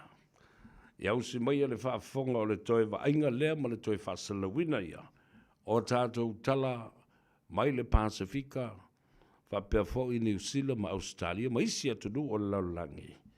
Na tāpena i nā ele te mai tai o le sui o le Radio Samoa i Sydney, Australia. Miriama Lalatoa Pomare. Whatawhatu se whapoponga talafo le Radio Samoa le nei solua. Whai maili poti le tamai le CNN o lo whetuna i nei Israelu le awe whaamalusia o nisi o waenga o lo no foi o le West Bank e peo na sauno aini sui se to otolo o Israelu a o le taimi foi le nei wanga atu atu nuu i se sifo le rarolangi e amana ia mawhata ua le stete o Palestina i le masina le nei o Setema. Se tasi le nei o la asanga o lo wawa a iei Israelu e talia tuai le amana ia e atu nuu o le Palestinian statehood atunu e peo Farani, Australia, Kanata, Portugal e le United Kingdom. Leo le awha o popo atu i reisi siria ma le se lau wha se fulu o atunu o le au lata wamana ia ina le stete o Palestina. O li patia sa whaia se whatanuanga Netanyahu malana whai ngā malo i le mata upule nei le vai astaruai a ere i taunu i se whai unga. O le West Bank ma na maua Israelu ma ia Jordan i le whiwhitara wano fitu i le tauana whai ai ma amata mai ai nona no fo ia tangata Israelu ia no fuanga e uisa asori ai tu la fono whawa malo. No mana o la Palestina i le West Bank o le tu sasa o Jerusalema a to ai ma le Gaza Strip ma o to tele community whawa malo wa langolango atu iai. Whai roi le ripoti la balea o le awe wha marusia Israelu o vaenga o no fo ia i le West Bank o le awa ai o se ngai o inga sori tu la fono i lalo tu la fono whawa malo mai ono tu nai mai ai fo inisi ve singa ma lo tu ni mata ia lai le to tele le isinga yo ingo le asoso o ai a Israelu. O le valele na ave na nei le president o le komisi a Europa o Ursula von der Leyen o li patia na taula ia tu iei nisinga yo inga whaonga ai whainga whaona po nei GPS navigation jamming au tau ma whaide wa ai tūra wele ele Bulgaria i le asosa. Na whaamtalanga lea sa so upu mai komisi sa whaia le CNN, whai mai na maua le komisi ni ripoti mai leo reo Bulgaria, o lo lato masalomia o le ngai o inga lea tau whaalawilawengia i le whaanga i o le waalele sa whaatino e Lucia. O lo te ena le Kremlin na Lucia i atua inga, ma la lato whaamtalanga i le sao ia whaamtalanga. Na tau nuu saonga le mule waalele na ua whaonga e pailate isi tūlanga na avanoane, o lo whaatadia la se whaamtalanga wili iri mai le ausu e su e Bulgaria, po le atonu le tūranga na tupu, ai pe whaamania foi e yeise so o tanga o lea ngā yoinga i a Lucia. O si rea le walu sa lau tangata wa maririu ma le whaita wafe o lo o marinu ai le mafui e na awhiai Afghanistan i le amatanga le nei wai aso. Whai mai le ripoti au pitara tamai le BBC o le pōna ma moe tangata i whafo mai o whale au wha ngā solo pea ngā ruenga la veai. Whai mai le tō tele o le au maririu e mai no fuanga maungā e pei o le tūmalo o kuna sa au pito lata i le o ngā tatonunga le mua le mafui e. Ro whapea mai reo reo onu si itia pere numero le au maririu au whai ai pea sa i ringa ma ngā ruenga la veai.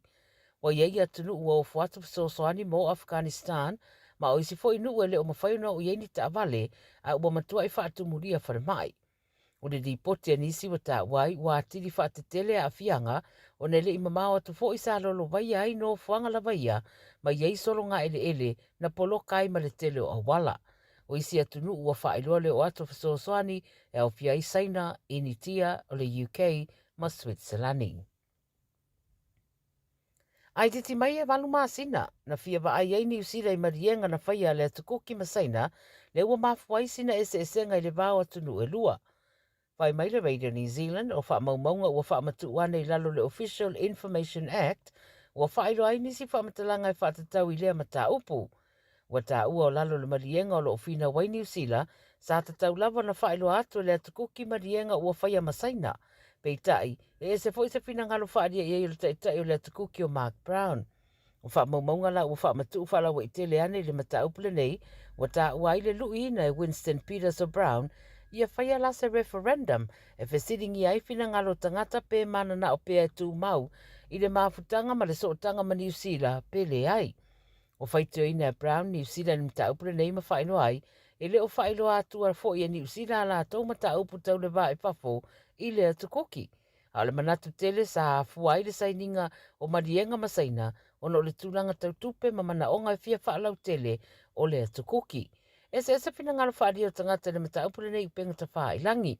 A lo tāri ai pea se isi tūlanga o le ai lea maafutanga po le sootanga foi ina ua mae asainia marienga le atukoki masaina.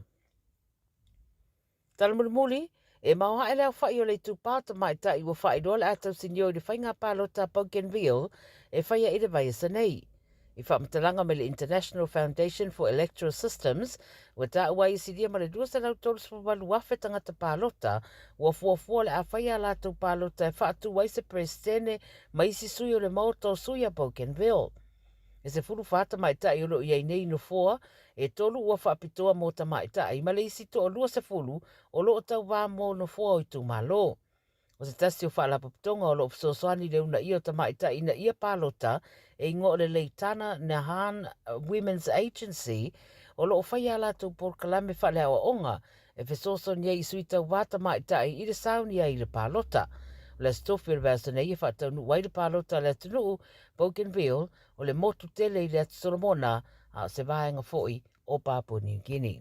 Tala ia le video Samoa mo lau whaafonga mai le nei aso soifua.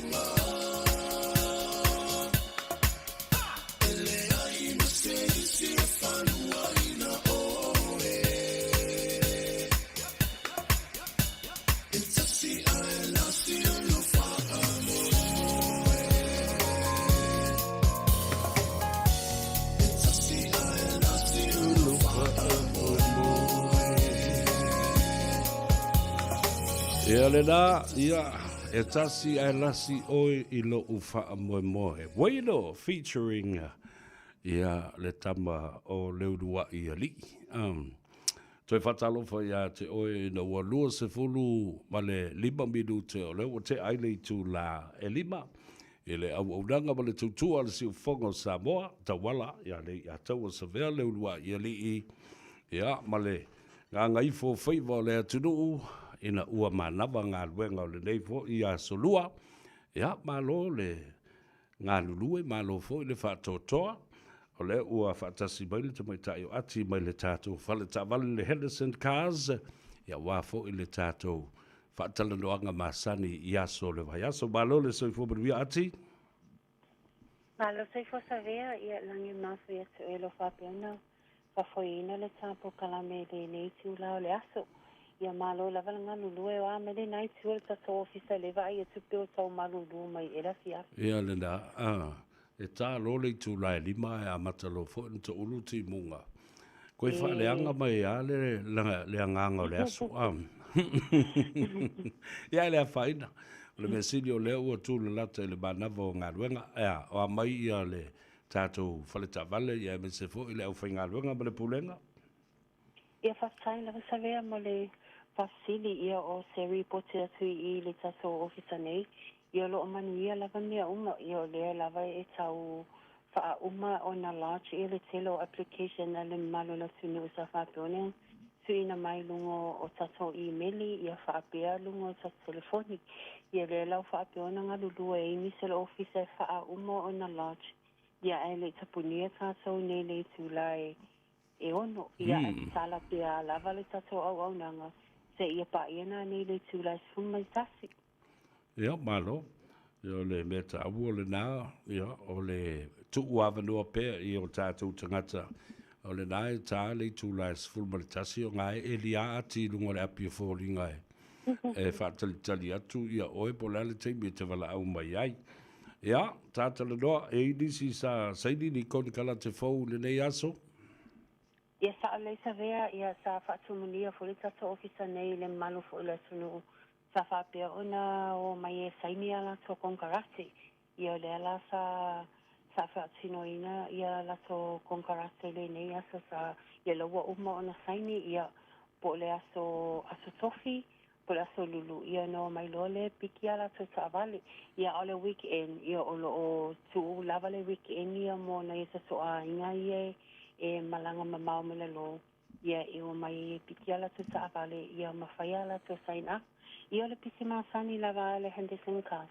Ia le mamalu lava la tunu o lo whapeona ngā so solo mai a palaini ala to sa avale sa vea. Malo, whaptai. Ia, o le na winga.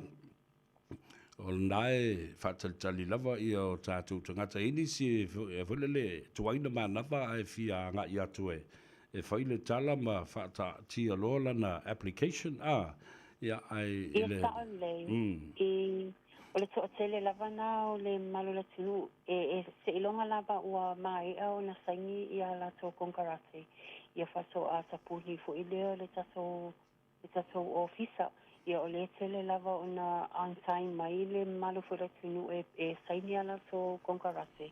Ia mana isi fo elo whape ona tuai ona manava, o le tele lava o lo manava le afo le ono. Ia o lo to sala pia lava le tato ofisa se ilonga lava ua o taunu o mai le customer e piki le saavale. Ia whato a tapuni fo i leo le tato ofisa. Ia, malo, whaftai. Tūlanga o tātou applications mo I la tō o le pensiona mo le benefiti. Whai o nā soasoni le tangata e full time e whamarusi ai le nā application. Ia, whatai le wasa veo e tā ua tūlanga le e se le tā ua tele o le tūlanga le ua e tā ua o na o le toa tele lava o lo wala au mai le tato telefoni ma e-maili mai foi. Ia o lo benefiti. Ia ao aia inga lava o le tangata benefiti. Ia o lo whapeona o tulafono lava o lo au mai le finance. So ile o ni tulafono la a le whareta avale. Ia ao le tulafono lava finance. O lo whapeona mana o mia lava e lato se tangata full time. o le tangata full time e se tāua e o whaatase ma le tangata le benefiti. A le e se tangata le e full time e le mawhai o na apalai na o le tangata le benefiti ia po le tamama le sina matua le pensiona. So e mana o mia la vale tangata full time ia e o whaatase ma le tangata le benefiti ia o tūlanga le pei meni ma tangata e alu e sa vale ia e alu lava le ngō o ele te benefiti ia a o le tangata full time ia o tangata fo ile sau support ia pe sau fo e back up ia le application a le tangata le benefiti. Ia malo whaftai. Ia, a whai o si vaenga e tāua, e whai o le whamanatu, ia e au mai fo ma le tā telefoni, ma le tā tuatusi.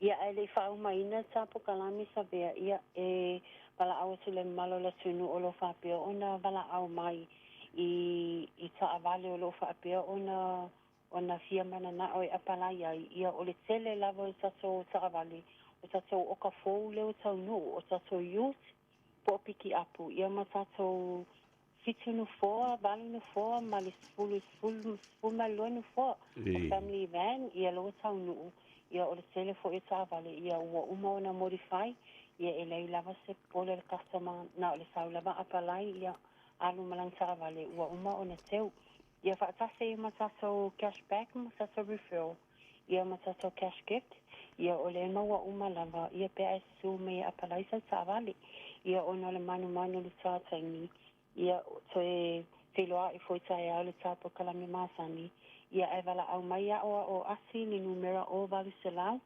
fiti tastasi ia pe emaili mai fo ilunga le mato Facebook page ia nei alu le hente senkas ma le ufalo lava whaftai le savea mo le avanoa. Ia, ma lo whaftai mo le tā lipoti o le fo i a solua ia, malbia ngā luenga o toi pe a manawa tau lu fo i ma le saunga le mu i mauta malawa whenua i le asua tai au e whaasoifua ia. Ia whātai fo savea ma ni tegela fia telo whātu. Ia, lo whātu whaftai mo luia le nei fiafi. O le telefoni le nā, ale tuma i tai o ati e le eise tongin. O valusalau fitu tasi, fitu tasi. Ia, po le anga i fo i le lātou tuatusi, se lau wivas full ma le whā. Cavendish Drive, papatoitoi i Manukau nei. Whai mai le whesilia tangata leo lo au mai i a te au. A le i a tau sa whea, leo e wha manino mai nei, le tūlanga o le au o i ai i a le vaenga fia me malana tō lua lea o lo i tono o le pane. Mele leo o sau fia mai. Wha whea i a le vaenga o le au tū tō tasi e tō wha. Tau te fia i lola o tala sa o le avatu. Ma le tolu sfulu ma le tolu o pālota. Ale oire o tolu sfulu ma le tolu o le foa. Ale whātua i le atua Samoa o tas. Manino o la utali le la avatu. E whai pēr whiutanga inga. Ale sunga le lauli malanga whainga malo. Ma le vaenga le tō tolu, ma le vaenga le tō whā. E whai ai le mea le nā e mali li e ai. E whaamaria ina le mana onga. Pe a whai. E te tau ona iai se tu la fono e pasia. So supply to meet the demand if there is an urgency in terms of passing a piece of legislation. Ai o se upu o se whauai o se balo ia i la tau nei o leo o whaiatu. Ia, o le talali a taua ia patino lava ia te au, la o au lava. La uli, ai mana o sisi whainga malo e tu mau, ma mau sali. Au e te a apafua inisi o tangata nei e watu e whauoi se malo. Po se coalition po lea lava. E le mwhai o na whauoi se coalition na wā o tangata ia e leini pati. E le alo ia fo ia lātou pati. Wa na o ni sui tutu taito tas. There are just a bunch of independent candidates, but they are not a recognized political party in the Parliament House. Ia le na lau whaafoka mai, ia le tele o tangata lau, tali nau a watu ai. Le eise mea o le a mana o mia i fua i la tau. O lo o a lava ma toe lau whaasoa. E sofi ai, ma whaatino, ma whaatū, le malo tū ma oti. The majority government by fast members only, except your own deals to deal with the demand and supply if passing a piece of legislation in the House. Ia na lau whaafoka mai. E ia se me te toe tau apa mai fua o mawhauwhaunga ma saawhiwhinga le nā la tau ia patino lava I o u mawhauwhaunga. Pe a fua I ai I upu whai o malo. Male malama I le mea lea. E alana ma fua le tala le nā. Nanga leo tātou wā ai nei I ai. I le tūlanga sa wha keng I ai. Ia ma masalomi ai le tūlanga le nā. E ese le whaamtalanga I whai I. Ese le si whaamtalanga I whai I. Ia ona whape nā lo lea. Ona vāi le whangatia. Be in control, lauri. Ia, tō tele tangata le lei ta mali o tupu mai e o le atanu o tu inato le lato whātua tuanga I whausi ai le malo. Nai lo o le whaio se malo so whatasi o ala tala lela avatu lauli. Ale mali tō lau fionga I le ali I pāne mia whao lioli whao wina. Toi o le whaatau tō ina. Ia. O le atu fo I o istangata I tonu. E atu fo I tau mawhai. The same old agenda of trying to create divisive and divisions within the party and the caucus itself. Nala atu. Yo, le fai le pese fole a untu a whaafanga mulato la ia ile la. E watu. Yo, ma upu e mili ai oe. Ma auto uma. Ia matua ma losi ma maututu. Lau tali tonunga ma le whaatua tuwanga ia ila tau. Ua fili mai I le filinga a Samoa I le nei paia inga. Samoa, e fiu e whaitau palota nei. E fiu e toe tau whaitau, ma toe sanga whaitau, ma toe tau mawhau. Po le asesi me maua inisi, whaipule fau o lea I tū ma lei tū. Nā o le mea o le mautinoa. A whai e toe activate le 10% walanga o lele avesia. E iai isi sui whao popo. Manu foa whao popo o le whaatua I le tua sa mo o tas. Io. Le ala la le nā. Au te whapea tu ai whapea nā. E tali le whesidi e tangata ia na au mai nei. O le ala sa utali tonunga. E le tō tolu a fia me ma le tō wha o sui tu taitotas. Tu oi pea. Tu oi pea, tu oi pea, whapea nāna o I la tau, wai le eise malusi anga o iai. Pe o fo I la lango I o matoe au whaatasi matu le epa, e ngata e na. Se fulu ma le lua, ia ma le toa fitu. Na o le se fulu ma le iwa. Ia, le tali le na, ia te, oi, alvasili le na. O lea se tala wha solo pito. O le saa wha pito. Ma le sunga e tule epa o le a teu mau. I la ngona o tangata. Ina ua mai a le pae inga le nei. A o se teimi o mua. Tongi le solo ma whapea. Ua lava lea. Wha mawai. Ua le eise winga. O le ta inga sa iai. Ma whaunga. E manatu e toe tu lai mai e uu le pawa. A o le venga o whatu lai e le atua. I le tama lea o la uli e le mali atua. Ma lona au waa ua toe fili ta nganga. lona amatanga fou. Yo. Whafonga fo I Samoa. Ale upu lea nau whatuene. Upu lea.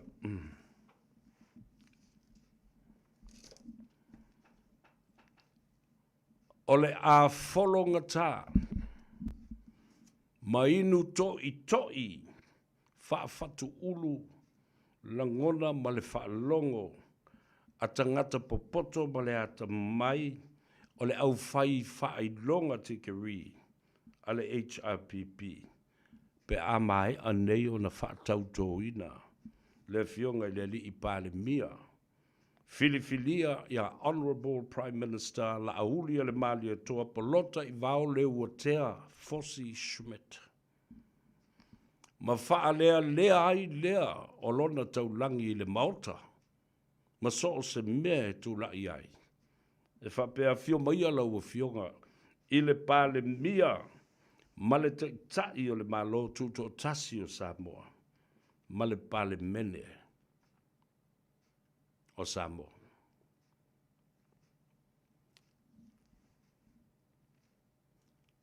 Le mea matau tia le nau. For sure, it will be something that is hard to swallow. O noa, o tala, ua umana le Faiva le lai tu. E wha pe fea, le vasili nai tu lai mai lava I le umafau fau. Le vasili ei, ia le HRPP mo la tu titai. Wha pe fea, e ofo I tangata. Pe wha fea o na latou whatuatua ina. Ma latou pālota I tangata ele I odi a onga. Le aini o latou whailonga. Ma ni o latou wanga vaa. E fausi ai le malo, ma tai le malo tuto tasi o Samoa. Alau tali ai, how dare you? Nale wingo tala, au te matua I o ofo. Ia tu ai ngā whamatalanga whasausili whapea. No tali atu ana nafi I le tala lea. Whaafeto ai I le tala lea. Whape I o le totofi ma pālota tangata. Ini tangata le ini anga waa le ia o onga. Ai a le paia inga na iai mua mua. I le tele o tausanga ina ua tuto o tasi Samoa ma wha solo mai paia inga e se fulu ma le fitu o tuanai. Na a mata lava I le tō wha nai ta māmatina mātutua o le atinu. Le tō wha le nai le ai a tatau ma le wha temo karas.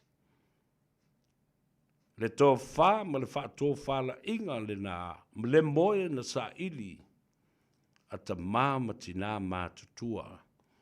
Na whai matai te I tama matai ala. Le ai maseisio I lātou na oi ni a o ngā mai ai ni o lātou whai longa māwalu longa mana tikeli I le amatanga.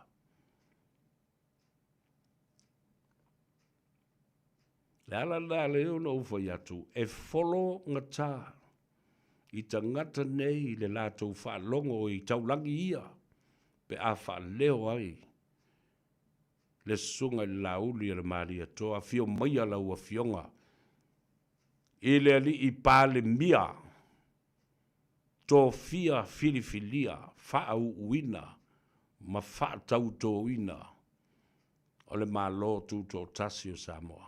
Aisea, la mea la iona wholonga tā wha tō I toi.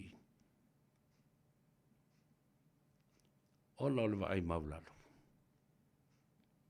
Wha mawa lunga ma le wha sausili ini o lātou anga wha manito mai. Aena wha pe I na fili le au so o Yesu e wha vaina le ngā ruenga ma le mālo le atua I le lalulangi nei.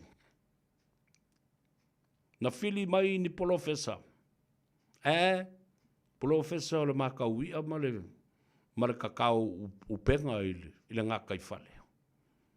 Na fili mai ni fō mai I na fili mai fo mai o le ngata I fale.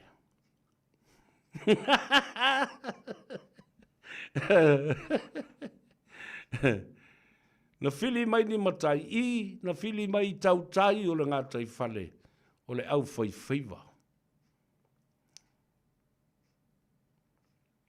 Le a whape I la o no tau.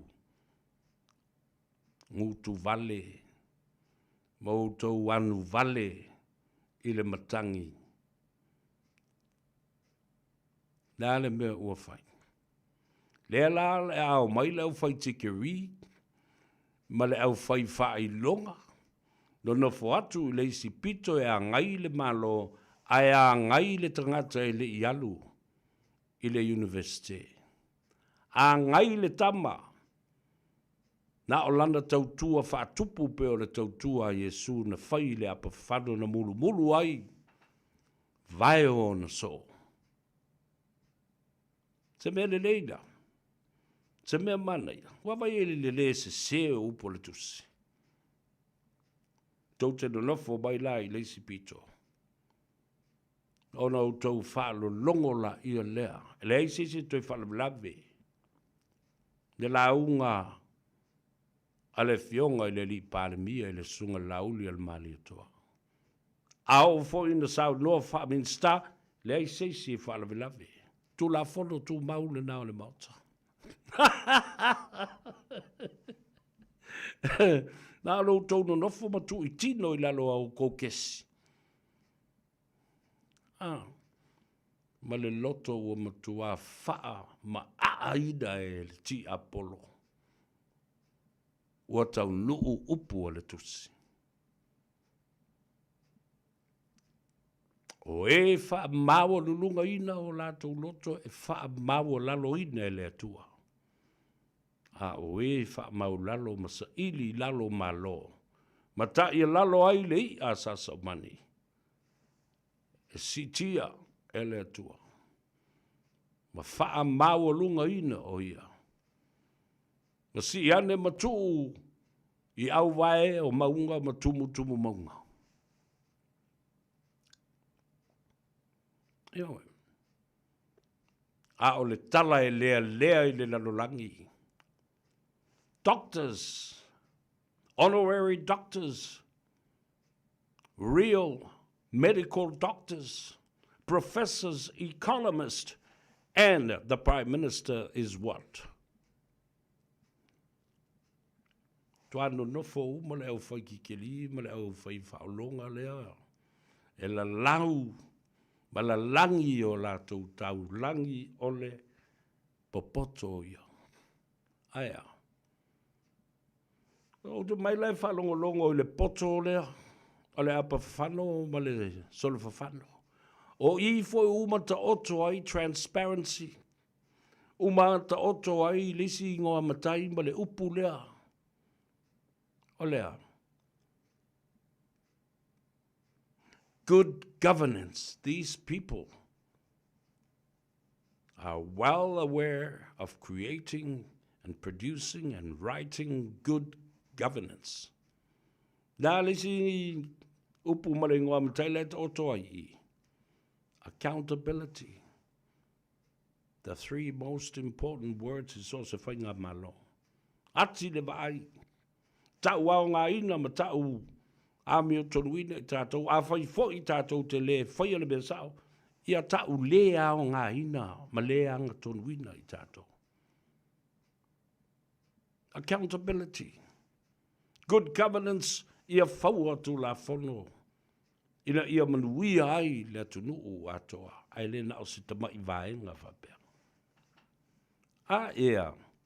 Ia le nāna ia. O ma mawhau iai. E le tau ngō fie upuna le a tau sa vea. E o ona e a ati. Ia. Ai tau wia ina momoli atu pea. Tau te mawhau lo loto iai I upu sa o tau la lafo le amatanga. A le a le tau lu unga o iai. La tātou o te tala le tātou leina. Mō Samoa atoa. o le fasili le nā. What kind of legacy, now that the general election is over? Po le a lava le mea ua o iei whai ngā pālota, ma le au whainga onu foa. A o le a se tala tangata. HRPP pe fast pe sapa po o ai lava, ta tala le leina, a walo fina ngalo whalia. Le a sautali tununga. What do you take away from the legacy of Fiame? What do you take away from the legacy of Tulepa? And what about Lauli as well? Alemalia toa. Tolu fitu ta silima iwa tolu. Mai so se tafo le lalulangi. Io e pe tusi mai foi. Ia sofi na ngalo i lunga le api e fōlinga a utango e whaleo atu. Lena, what is the legacy from your own perspective of what you see and what you take away from these three leaders? Watato vava ai, matato whamasino ai ne, ile taimi na vela ai, ngase o malo, ai whawhetai ile atua. Watoi whono le paa mo na vai. Watoi au malu mai manongi o le fina ngalo ma le tō whao le atu no lea o sao noa matulei Samoa. Samoa have spoken, have said it through their general election vote and who they decided for. Anyway, kato wo leina, talo fa malo so ifo mluia. Malo so ifo e lau fionga. Ia, le swafa fa mole. O, leota. Ia, leota sau no ia. Oli, mole apule malo, alfa malo, ma fa kele la velo fionga ku sai fo poka la mengi fia. Tai. Ele umi se na longa nga se vai ngai se mole mole. Nandi. O ke fia se va quasi o kalipu ile ele ke ni sa ese fesili. Sa o fa kali lava po ai si e mo mai ai se la longa kusa o mala longa. Ai o le fesili va pe. Ni ska ka fesili va pe. O le a se ni nga faia e la upi. Malifast. Ni se la nga faia van kalanga ai. Ai si le kelo me nga fai. E kuile e pa mani chapipi. Ngai le kanga kam si me ke o menga. Wala ukali nga fai ai. Ele ai me se menga fai kuile ma. Mai le ma fai on fa kuskusa inga ko mo le fa kausanga le kula mai le afionga ya la le male to male fas. Ai nga le kasi al mo ke lo nga kasi al menga fai kuile pa. O le menga fai kuile ma. O lang system leang ran nai Samoa. Ile pa se fu kausanga. Una system lenga run nai Samoa lenga koi tiki a lost nai Samoa. It's a lost business system. It's a business without a profit. O le system nga lenga run nai Samoa. Ile fast fu kausanga lenga yari i kama lo le. Ia, malo whaftai, o la e manatua lava le nā corrupt system I lo o langa ato ma le fast food tausanga o se teimi umi tele. Ia, whaftai, tai. O le mafuanga ngā renga koi tiki e a lost e Samoa. Ia, alo, whaftai mo le whinangalo. Ia, le talo whamalo se fumanuia. Tau fionga le ataua. Ia, le suafa tina. O tina. Ia, sauno ia tina. Ka mole ale ataua. Ia. E kuku fo le ngai paluka. Ia fese paluka wa ala a ko le vai soko a le ko mga faikau. Ia ono sai. Kuku fo ia se me supu ai foi. Ono sai le o te talo atu ave le tātou whātua tuanga atoa le tātou komisina ma leo whengalwenga. Ia lele. Ia. Ia whāseifua. Ia talo whamaloro seifua manuia. Ia seifua manuia. Lo fionga pesca. Ia, sauno ia. Pasalo fatu po ilo fionga ni tu la le ia. Ia. O ia nanga wakilo ku kaulangi butu feme ke fiwai. Ai. O moe ia talo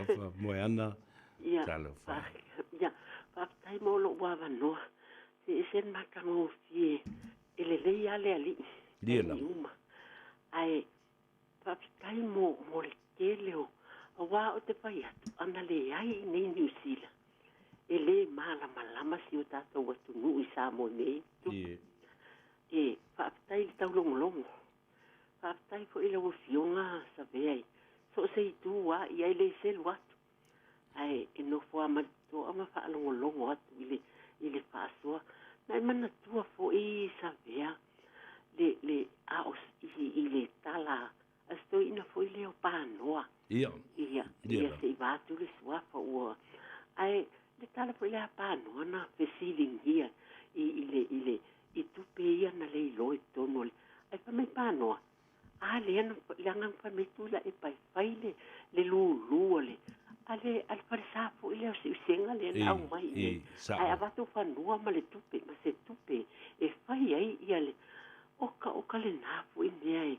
e matautia ia ai fa apetai le tua tali le ali ole tangata ia fa moe le ali ele se me fainta ele se me fainta le ali mai ai lunga e tu i lalo ai au mai le i lalo alu anga i lunga ole poto a tangata ole vale i lunga o le ali se watu ia ai ese le matango fie fa apetai le ali le anga satu li bae uma ia ele ai se ai longa ai se e o ile au fai lotu ai longa ai se na ata to tilo lo se ule ngalo moni ya ile ai se ia o tao so o tele ia pa apetai le tua ia pa ole ia nga o fa mandianga me batu i le afionga la ule al mali to sanga ia ai o tai a to te pa fuai le pola e motu i tua ia alo i luma ele moni ai lau sa mua ngai le filia lau so o le li in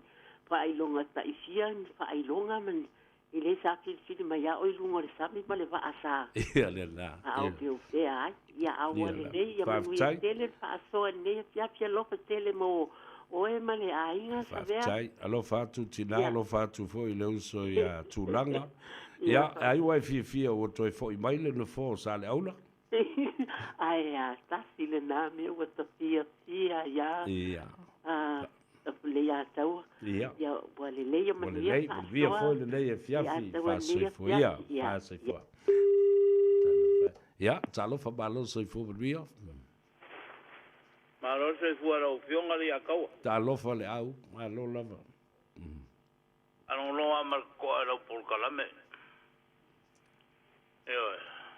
ma lo fo fa ko ma la popo i mai kusol me buka ko yengi diela ola mo fo lo ke mo fo ma fo la ka penga ka ala wa mana ia fa saulo kabinet awal tato melda le tu e foi dai o ia ele fai uma kwala e fa ko la penga se kurpe fa ia le dei o ke lango inga le kama ko o pele o fai ma mia le ngai fa ko me ang po ia o ke fa ru inga tai ra o ming ska le po o yo le kom singa le o kama le sa le o fo li o fa tau malama li o fa ka malama ia ava kurunga ku ye ko gi ese le nga longo ala o ming ska le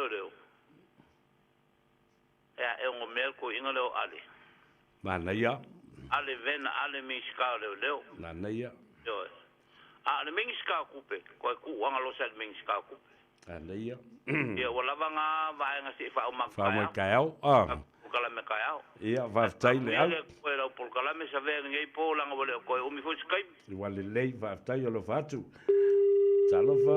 talo fa balon se fo mria wal mele le sa on sai mele al mele le sa tu o il tu por kalame e umalo lava na lau ia palota amatalona fai ia le ava no tu inatu e fai mai ai o ia lau me ta ole shadow cabinet ia po saua kabineta i lou lava finangalo ia sau no ia le toto ia ma lo se foi lo fionga se ve tai longo fo ia ma le ia fia fo ni ia fia fio pa mo foi le spo kala me ya ole kumong ya kai loko ile atua le wa ka umang wia le pa mo ska ko ku e mo ya umang ya ka foi le ka lo ile atua ya umang wia a fa yo ka ko ka lo sanga ya ku ile atua au mai ya le ofi mai ya le pa kia poi foi la ku mai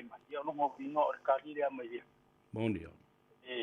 Foi le langonga poi peonga ma die foi la usanga ni ya nga a ko olo ile afionga le ko fe mele ku fa pia foi le ole afionga le ke atu marka nga kai fa mo walu ai nga ki au mai alo nga lo fa ku ngo al nga kai lo fa mo la Ma di. ola ule wa ye foi nga isi e wo ka ngo foi ya foi nga isi su foi le vai fa o le fast ka ngo sen foi ai fa ma ro ya do vinga lo kala ke nga le apo foi ai wa foi nga isu i mai sia ka ka ki do ya akele au se ku pa kai foi do kai ka lo ko ile sa ko inga foi o e pa ia wa kai ka ia ka sa mo wa se sulu o le wa ka la di ma nga kai la ka rich fa nga nga ka ni fa kai foi lo ko ia le foi ko foi o ke le na ngona manga ku ia e foi mi sa ka ko ia ka ko foi pe nga isa ngo e do ko ya nga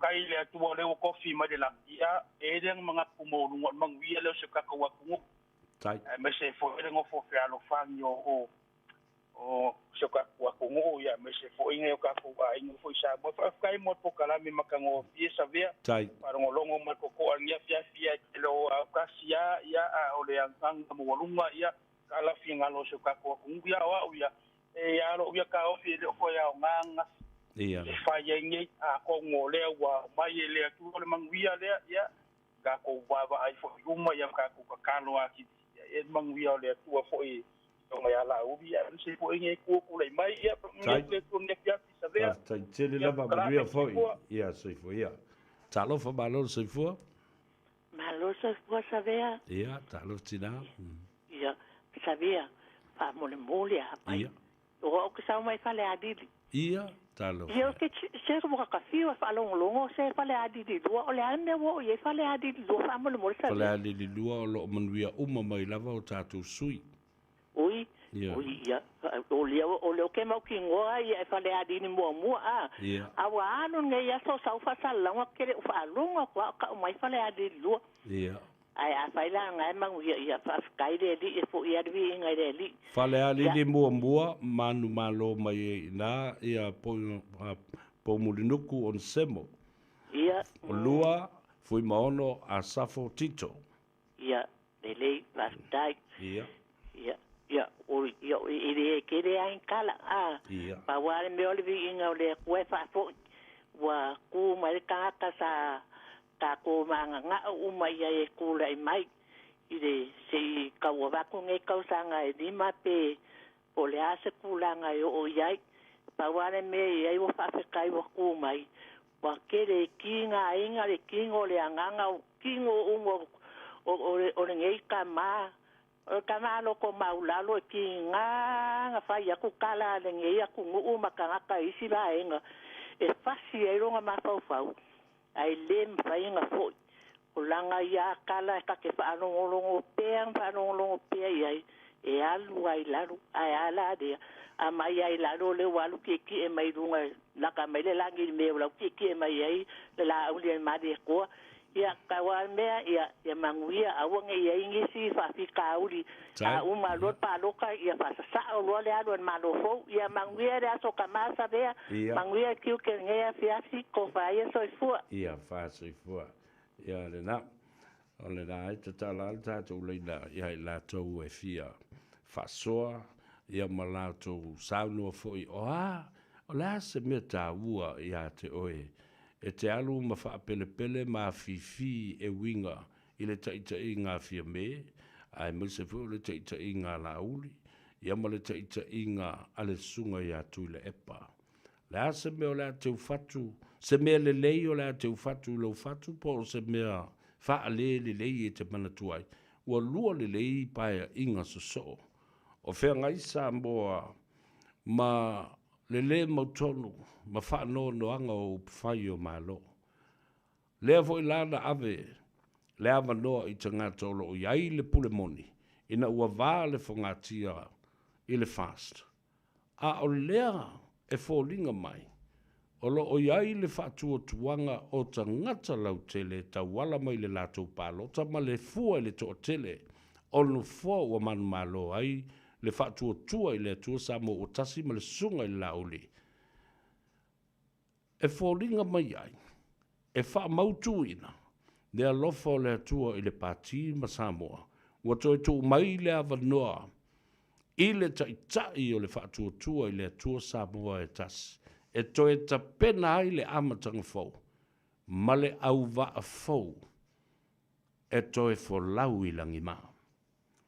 Ta alofa malo soi fua manuia. Malo soi fua. Ia, saunu ia. Ia, oi vabe ia. Ia. Ia, au kuanga e nako suyo whaka. Ia, whaka ia sister lai po ire. Oh, Fata Ryan. Ia, ia, mako ka kawala fia. Tai. Ia, oi vabe kwa, ia ngai umisa ko programa. Ia, o ke maha mi ska kingi, leo. Ia, oi? Ia kingi I kuamu, o vele. Ia, ale. Ia. Ale, vena ale, ia. Ai, nga, ia, o resi mi ska ke mga, koe fo ale. Koe fo ia kengerang, nga ua mua mi ska kupe. Ia. Ia, Ana rosa mo le pola. Ia, ma wia la wala pia pia o fionga. Kai lava o pola. Kai lava. Ia. Ia, soifo, ia. Lena, o le was full minute o te aile I tu la lua, o I e ono, I le tautua le nei, le I atau sa vea, ia, ma le tātou por kalame o le nganga ifo Faiva o le atunu. A wai le to I asasi me tātou talanoa, I wa tātou talanoa, ua finito. Ia, au whalangolongo atu I le whatalanoa ina mai o le isiari I whaasalau, o le to ina whaasalaua. A fo I lea ale vaenga le o le HRPP. A wai whai a fo si to tele o le au whaasalalau ma le media atu I le epa ma fontoe ia whapea fo ia le ala limongi. Ai, e mai tawina. Ia lātou whaasalaunga ma le tūlanga sa iai. Ia, sa whapea na fo I ona iai ia I lātou o lau tūstala ma lau whaasalau e tilo ma fe uai ia ma vase ma tosi ma vava ai ia navatau ia sa au mai nei. Ia ma te lea I lava le se senga o mai lātou e whai lātou mau. Ia o atu fo I le vaenga o lo tau ma whai e mamoli le mau ale tu ale whatutua I le atua Samoa o tasi. Lea la o vava I nei, I le te leo le sesenga. Vava e tu foi. Ia wanga I balava I au se tali o tangata nei. Na o malo lātou tali tonunga se lau 50% pa o le lua se lau pasene. E le ai se no foa e maua. E le whatutua I le atua Samoa o tasi. O le amatua I olo pala e le HRPP. Whapena fo I male sapa a fiame. Ai pitai, e ese le whidangalo le atua. Ese fo I le tō whāna momoli. E I lātou o le au whasalelau. E a whapea fo I le au tūstala. Ma le au whaipola kalame a le whatuotua I le atua Samoa o tasi. E matautia, le ala fo I la le nā. Ta te alofa atu ai. I le wheoa I solo mai I Samoa le au media lea ale to ina lea ma le li o limon. O wheoa I ai pei o ni tingi tangata fo I lele o le ilopo o whea le sa o le mele e anga I ai. Ka taro fa to fine lo pa mani ma lo so I fu mluia e sa o le ia o e le isi si alu I le lagi ma songa kikeli, ma sona whaelonga. Sa o le sa unoanga. Ia, ai whatalo whatu, whamoe sa mduia, ia le nei aso. Whatalo whatu, I le tātou wala au malolo sa I fumanuia. Ia, ara sa I fumanuia, ngā, awa ni ura ia. Ia, sauno ia. Ia, wako posinga, waivainga foi ni kura fia. Ia la. Au po foi wai rasia foi no mo ara dio po no mrea. Ia, o ka konga ia wa koting o kama pe upura ku. Na dia la. Wa koting o wa kausiti. Ia, le semera ko ka le semera ko ku mai fuau semera ko ia ma vanga ko kasi mai ma wa ko le ia le wa ko ia ma wa mo ko fia mai le ko ya ala sa wa so nga o ele de kama wa ko so nga na ya la fa lo na ia le o kan ka fa chi ri ma kan ka popoko ma e kan ka ko fia mai le ko ka vai ma ko fia mai le ko ia si fa o longo la por ale me fa nga i le ko o la se ku la li kan ko fia mai le ko si fa nga la ko pa me por ala se la ko fa o longo ia por ko la nga va ko si no vai na ni ku la alo e se me la ko se me la ko ka pa vo ia i le sungo ya la uli ia la so ia me se da wa i va nga ia ku ko kasi mai ma fie me ma la ko wa e me la ko ka pa foi nga a ko le ki ngor kama a wa fa usi a de lima ka usanga to monga ya po ta nga sino tai te le lava mo le fa so yo fa ta lo fa tu sa ma lo le so i fo mria to te le yo le awanga va ai le mele o le komisina ya e tato te le faia ia se fai o lo fa fonga mai la na fionga ile li pale mia fa olioli fa wina vala ulia le fionga le lauli al mali to ia wa le totel ia man tua ole o to fo i mai ia le fionga ile fongftelai o se li ilo ia le sunga le pali tele ia fa pe fo i o ia fo i sa ave fo i mali malu ma se a leo ma wolunga sini ai tono le matanga le wenga leo o tu mai vo ima tap wa mai ia le fionga le tama sa tuala ya vui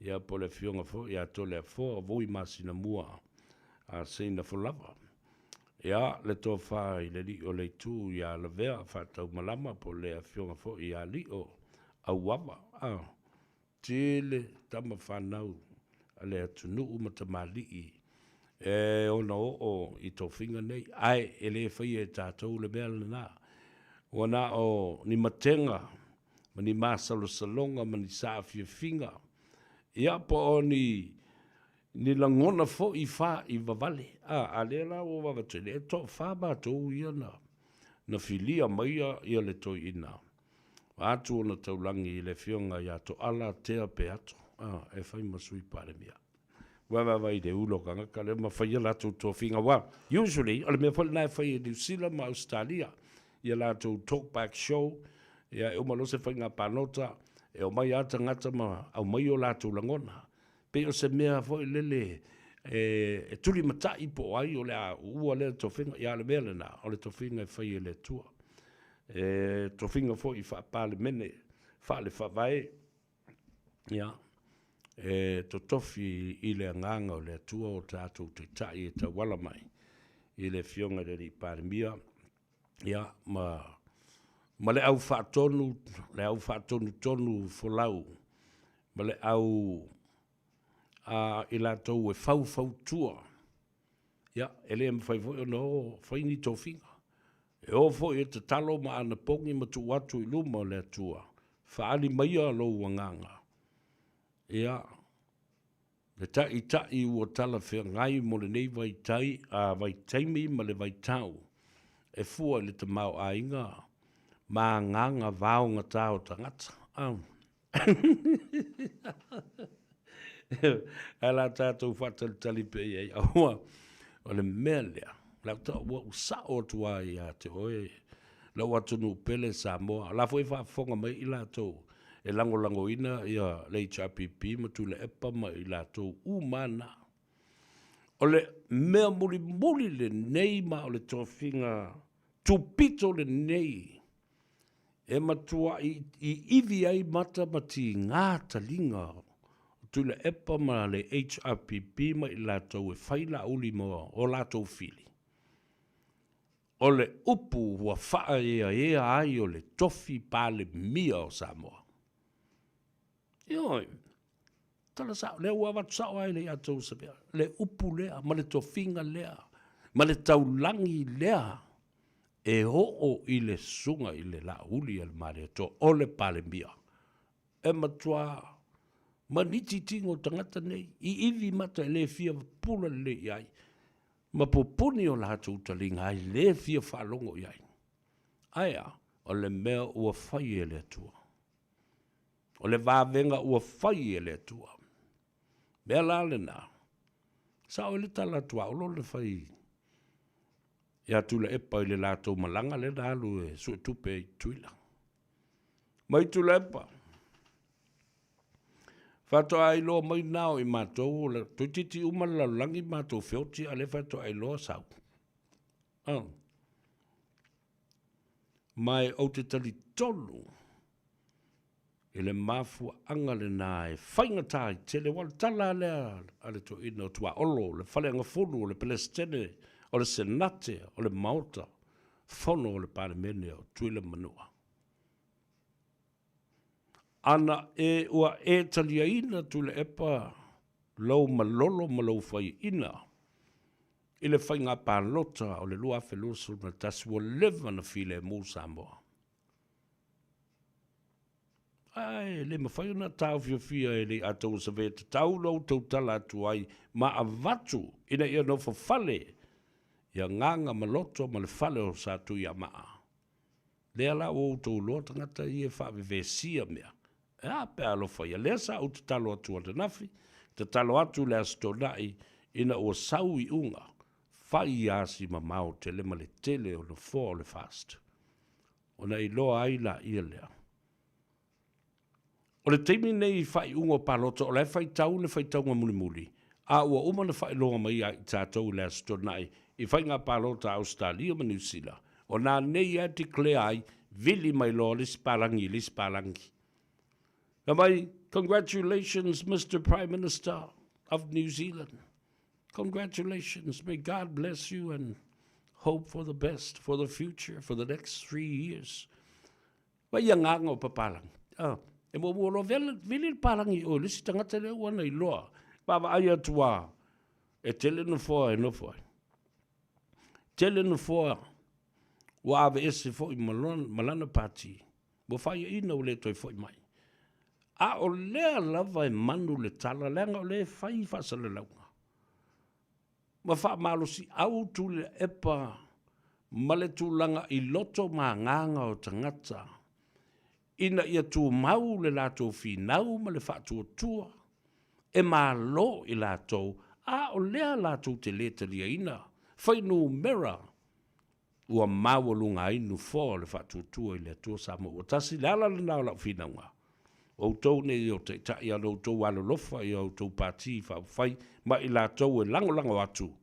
Concede defeat in a most graceful way, graciously and gracefully. Talia ia, le to i lalo, ma lolo ia whata mali. Ala asa na whai lava i whea. Ai le alo lofa i a nganga ma whatia o tangata na sa tau muli a te uto. O tau e a mata mai na le wha malo longa o la ngona o tangata ma whatia.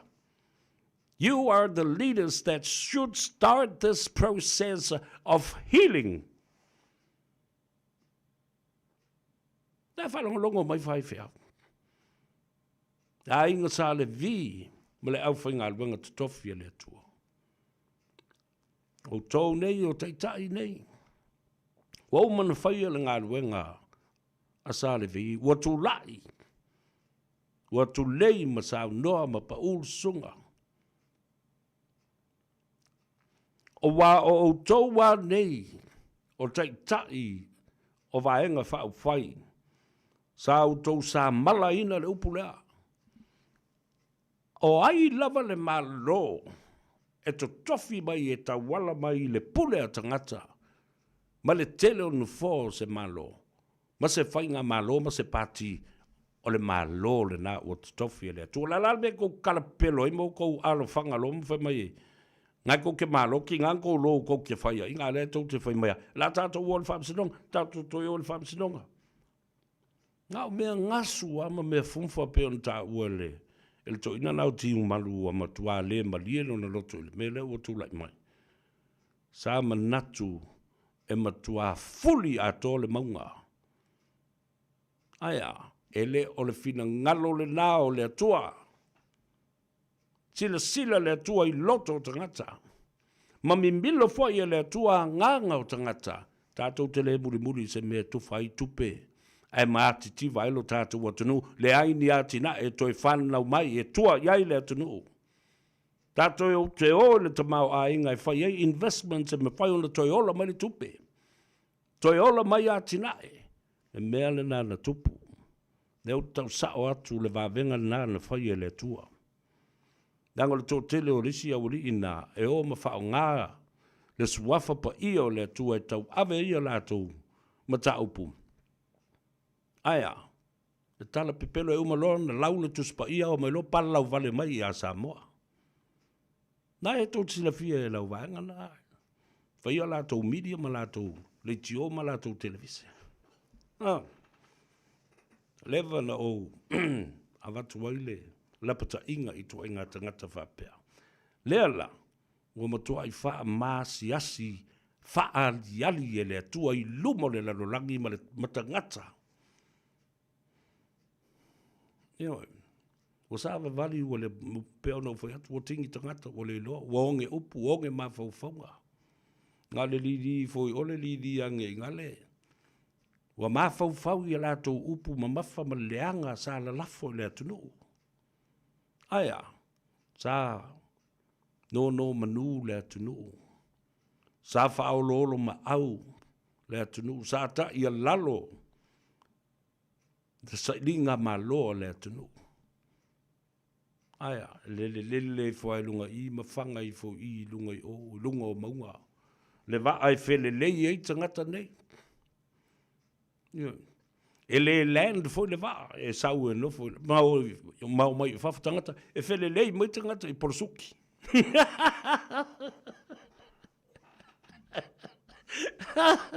E mai la e le land le la a le land i lungo la au land i le sambi pe land i se vai kuloko. Pe land i lungo se pupulakanga. Ele nala ia. Who takes the last laugh? Whatever na ai laulu le tunu i mea ala wali i e whai. Whawhau ane lea mea, whawhau ane lea mea.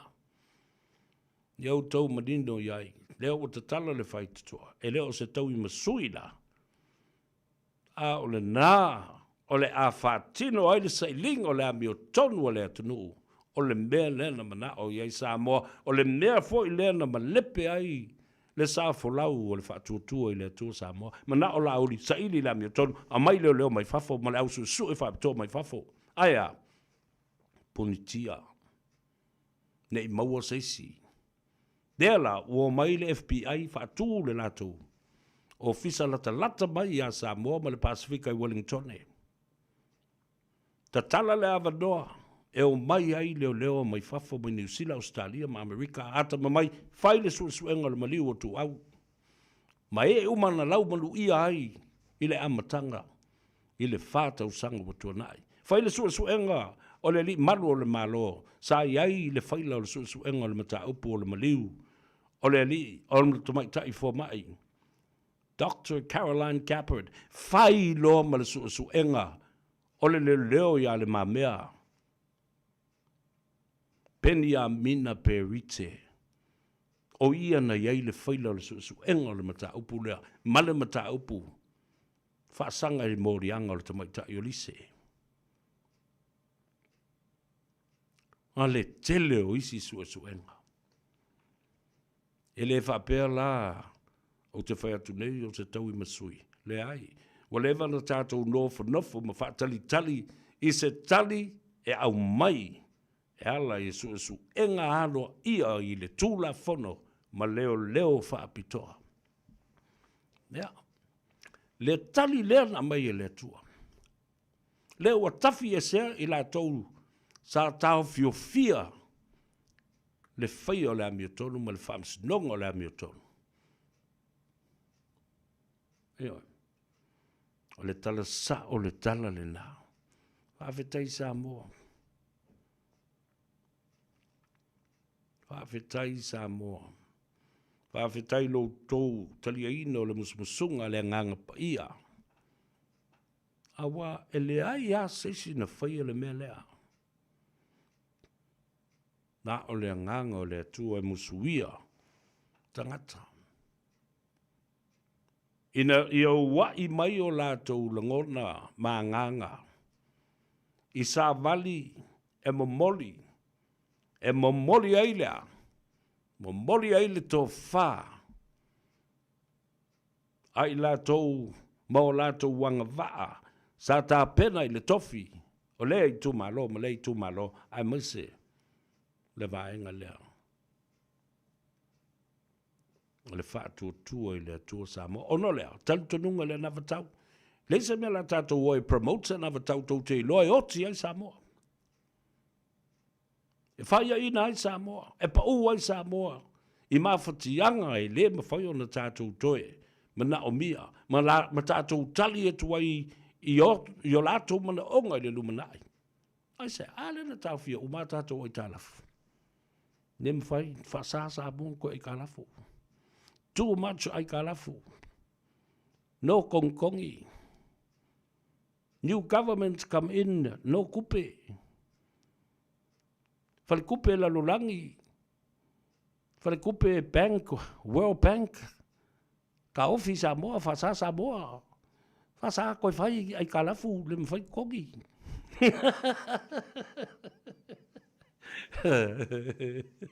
E karanga singa.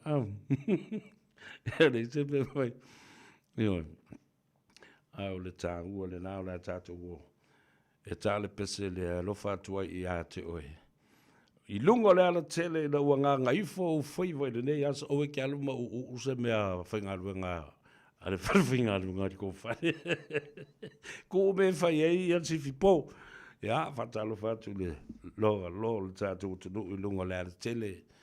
Ja, ai tete, whai maali e lo sa i lungo le ala tele. Ja, ma whapena fōi. Ona tau nuu male manuia. Male saunga le mu. Don't worry about the thing.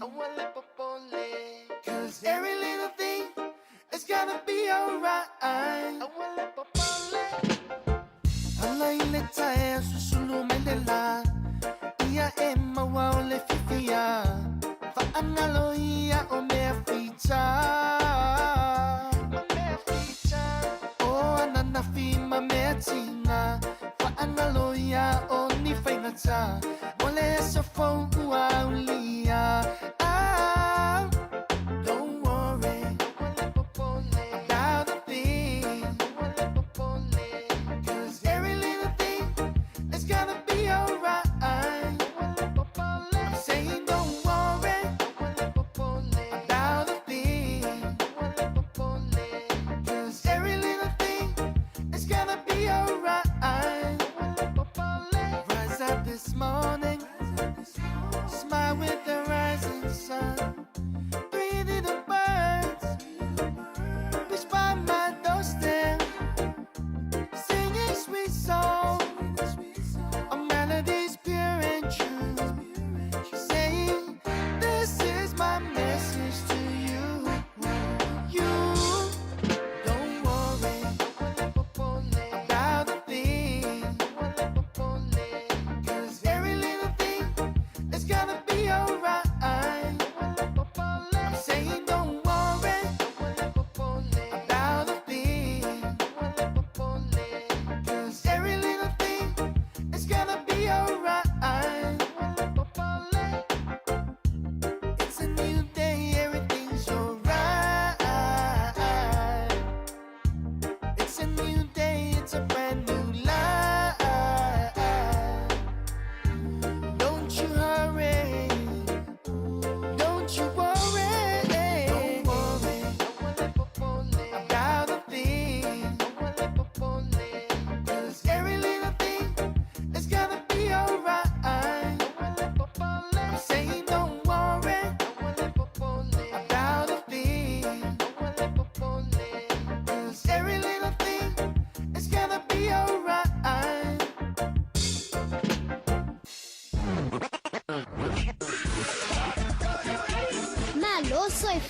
o le si ufufonga Samoa, Radio Samoa, tasilima iwa tolu a mo. Se kia Radio Samoa.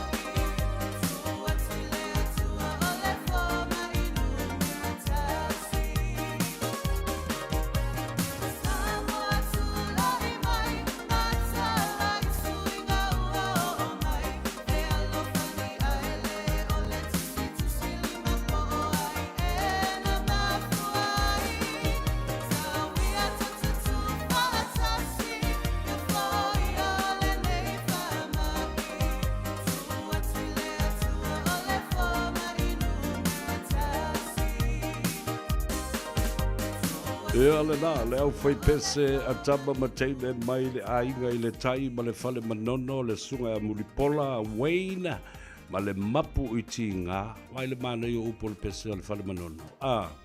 O mai la ia tātou tū whatas. Ma tātou pulu pulu lima whatas. Whai le nei whai ngā malo mo i tātou. O lea nau tau wala au ai i le atunu ma le atua. O ai lava le whai ngā malo, e tūlai mai, whai le nā mo i tātou. Tala ia tūle e pama le vaenga le. Alala le mea le ua whai nei. Tala pero. Mai, ia le ai, mako ke le ngofongo ai. La mako wōli whamsingo. Tua le ma whai ona talia ina le to i lalo popo. Mara le au te matua i o wofu. Ma le malolo whaata mali. Whea o tia i nā upo le atunu. Ma nā muanga ngana le atunu. Ona o tau sila fia lea Samoa. E leo tangata ia sa te tau o lo bai te tai le atunu. Lea lava o whaia i le whai unga le atua ma le atunu. E tawala le palota. Le ai se fia whaia ina. Ma se fia alu i lalo, ma se fia alu ese mai ma le paua. And now it goes to show what kind of leaders these people are. You know, what a shame. What a shame. Whea wawele mua ngana te oso fo i le la ta hao. Whea le mua ngana o tā pena nisi tūpulanga. E o mai e tau ave. Ai le ai. O i la tau lava ia. O la tau wha maasi asi i la tau i luma. O le atunu o malalulangi. O se whai ngā pālota sili nei o na matauti e le toa tele o le national and international media interest in it. E no atu malmanatu whapea. It was a landslide for HRPP and Tulepa. But what happened? It was the opposite. It was the other way around. Yelena, na tu te whalonga mai e. I upu ia avatu le atou sa vea, o upu moni ma le whamaoni. O upu e talia ina i le tū la whono, ma le whalongo longo, ma le whafofonga a le atunu. You guys, you should apologize to the people and the supporters of HRPP.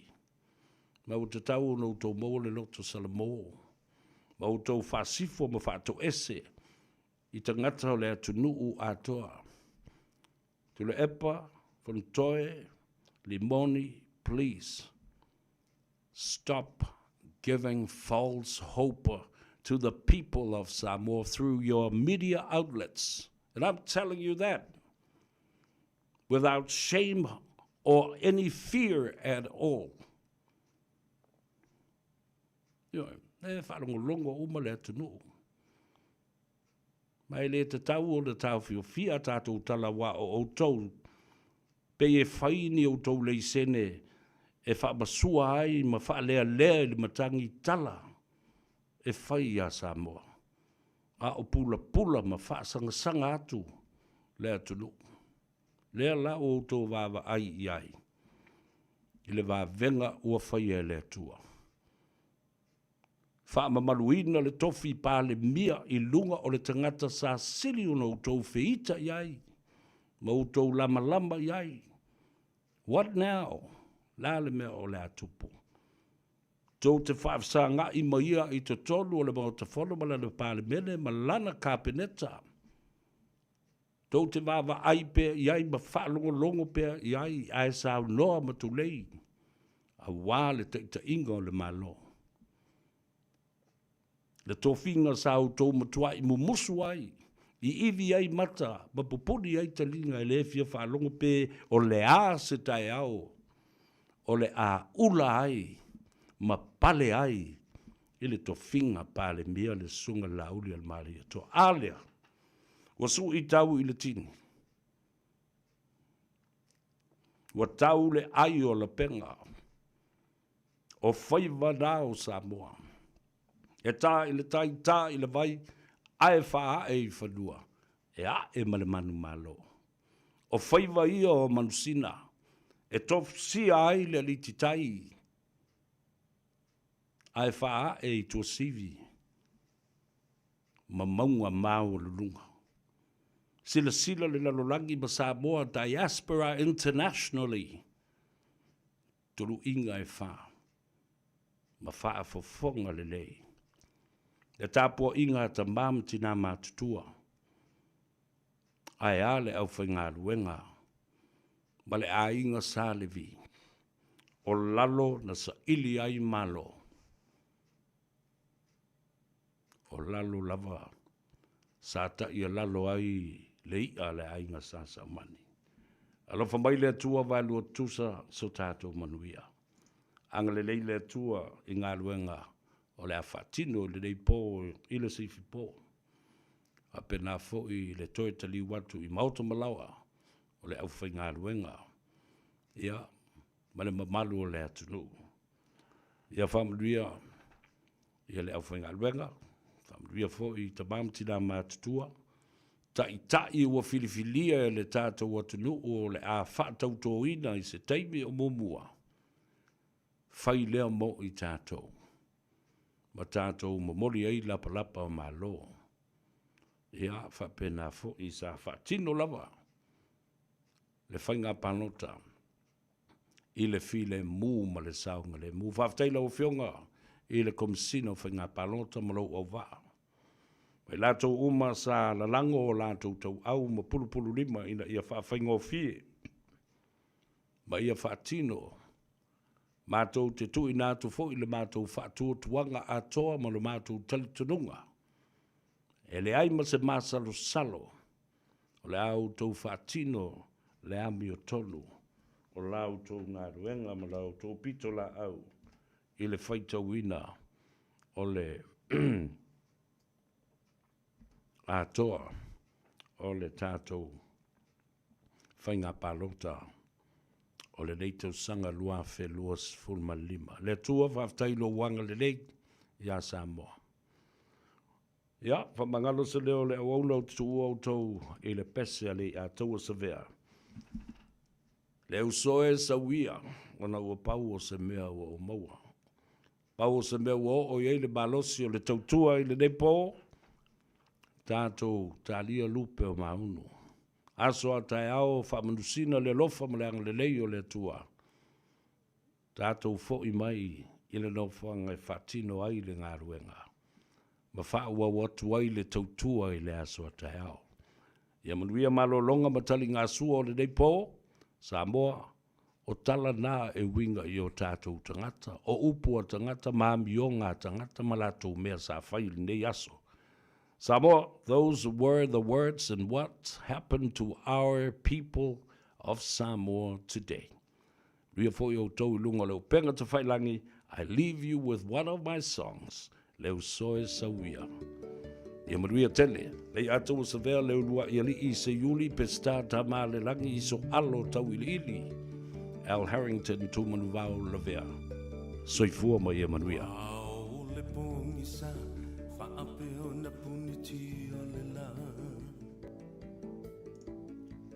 Wow, le langi, o le timu fo i le muta. O fitilo na muenga, wa tofai, paloi mata. Fitilo fa i solo, wa le tawa i lona loto. Eu sou essa uia, o le vai no lea e te tau mawhaina. Papu mai e le pauno, le whaamalu lea ua e la ina. Ia whaamali e ina, pau se mea ua au mawaina. Whaalango mai, i lo utau au e te mapua.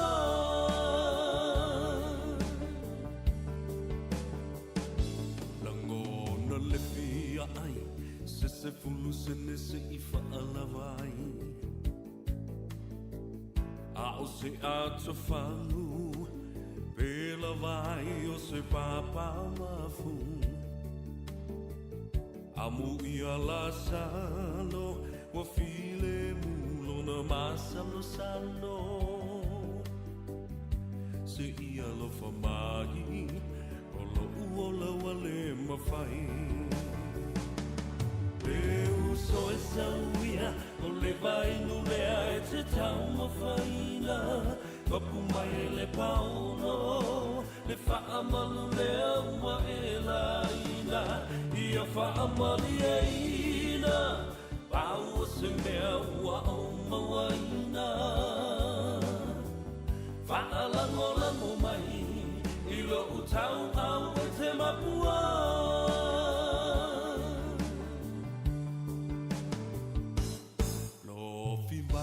Mafia was so in the town langa o pia la fo ina o ia o se tasi le no faina e masa e sai o la vala mai le taina uno masomali le ese upu e fai mai Leu so e sauia o le vai no lea e te tau mawhaina Papu mai e le pauno Le whaamalu lea ua e la ina Ia whaamali e ina Pau o se mea ua o mawaina Whaalango mai I lo utau au e te mapua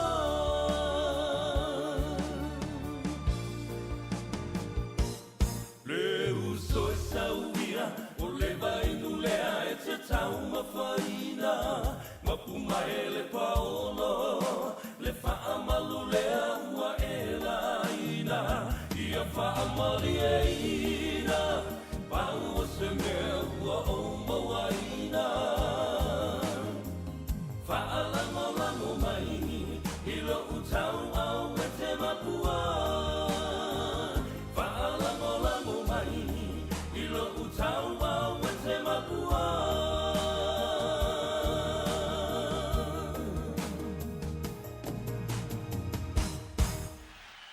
O te me whaari hei le tāleni al tama I lunga o le leitio. A wale aso whapito o tama ua la tamai.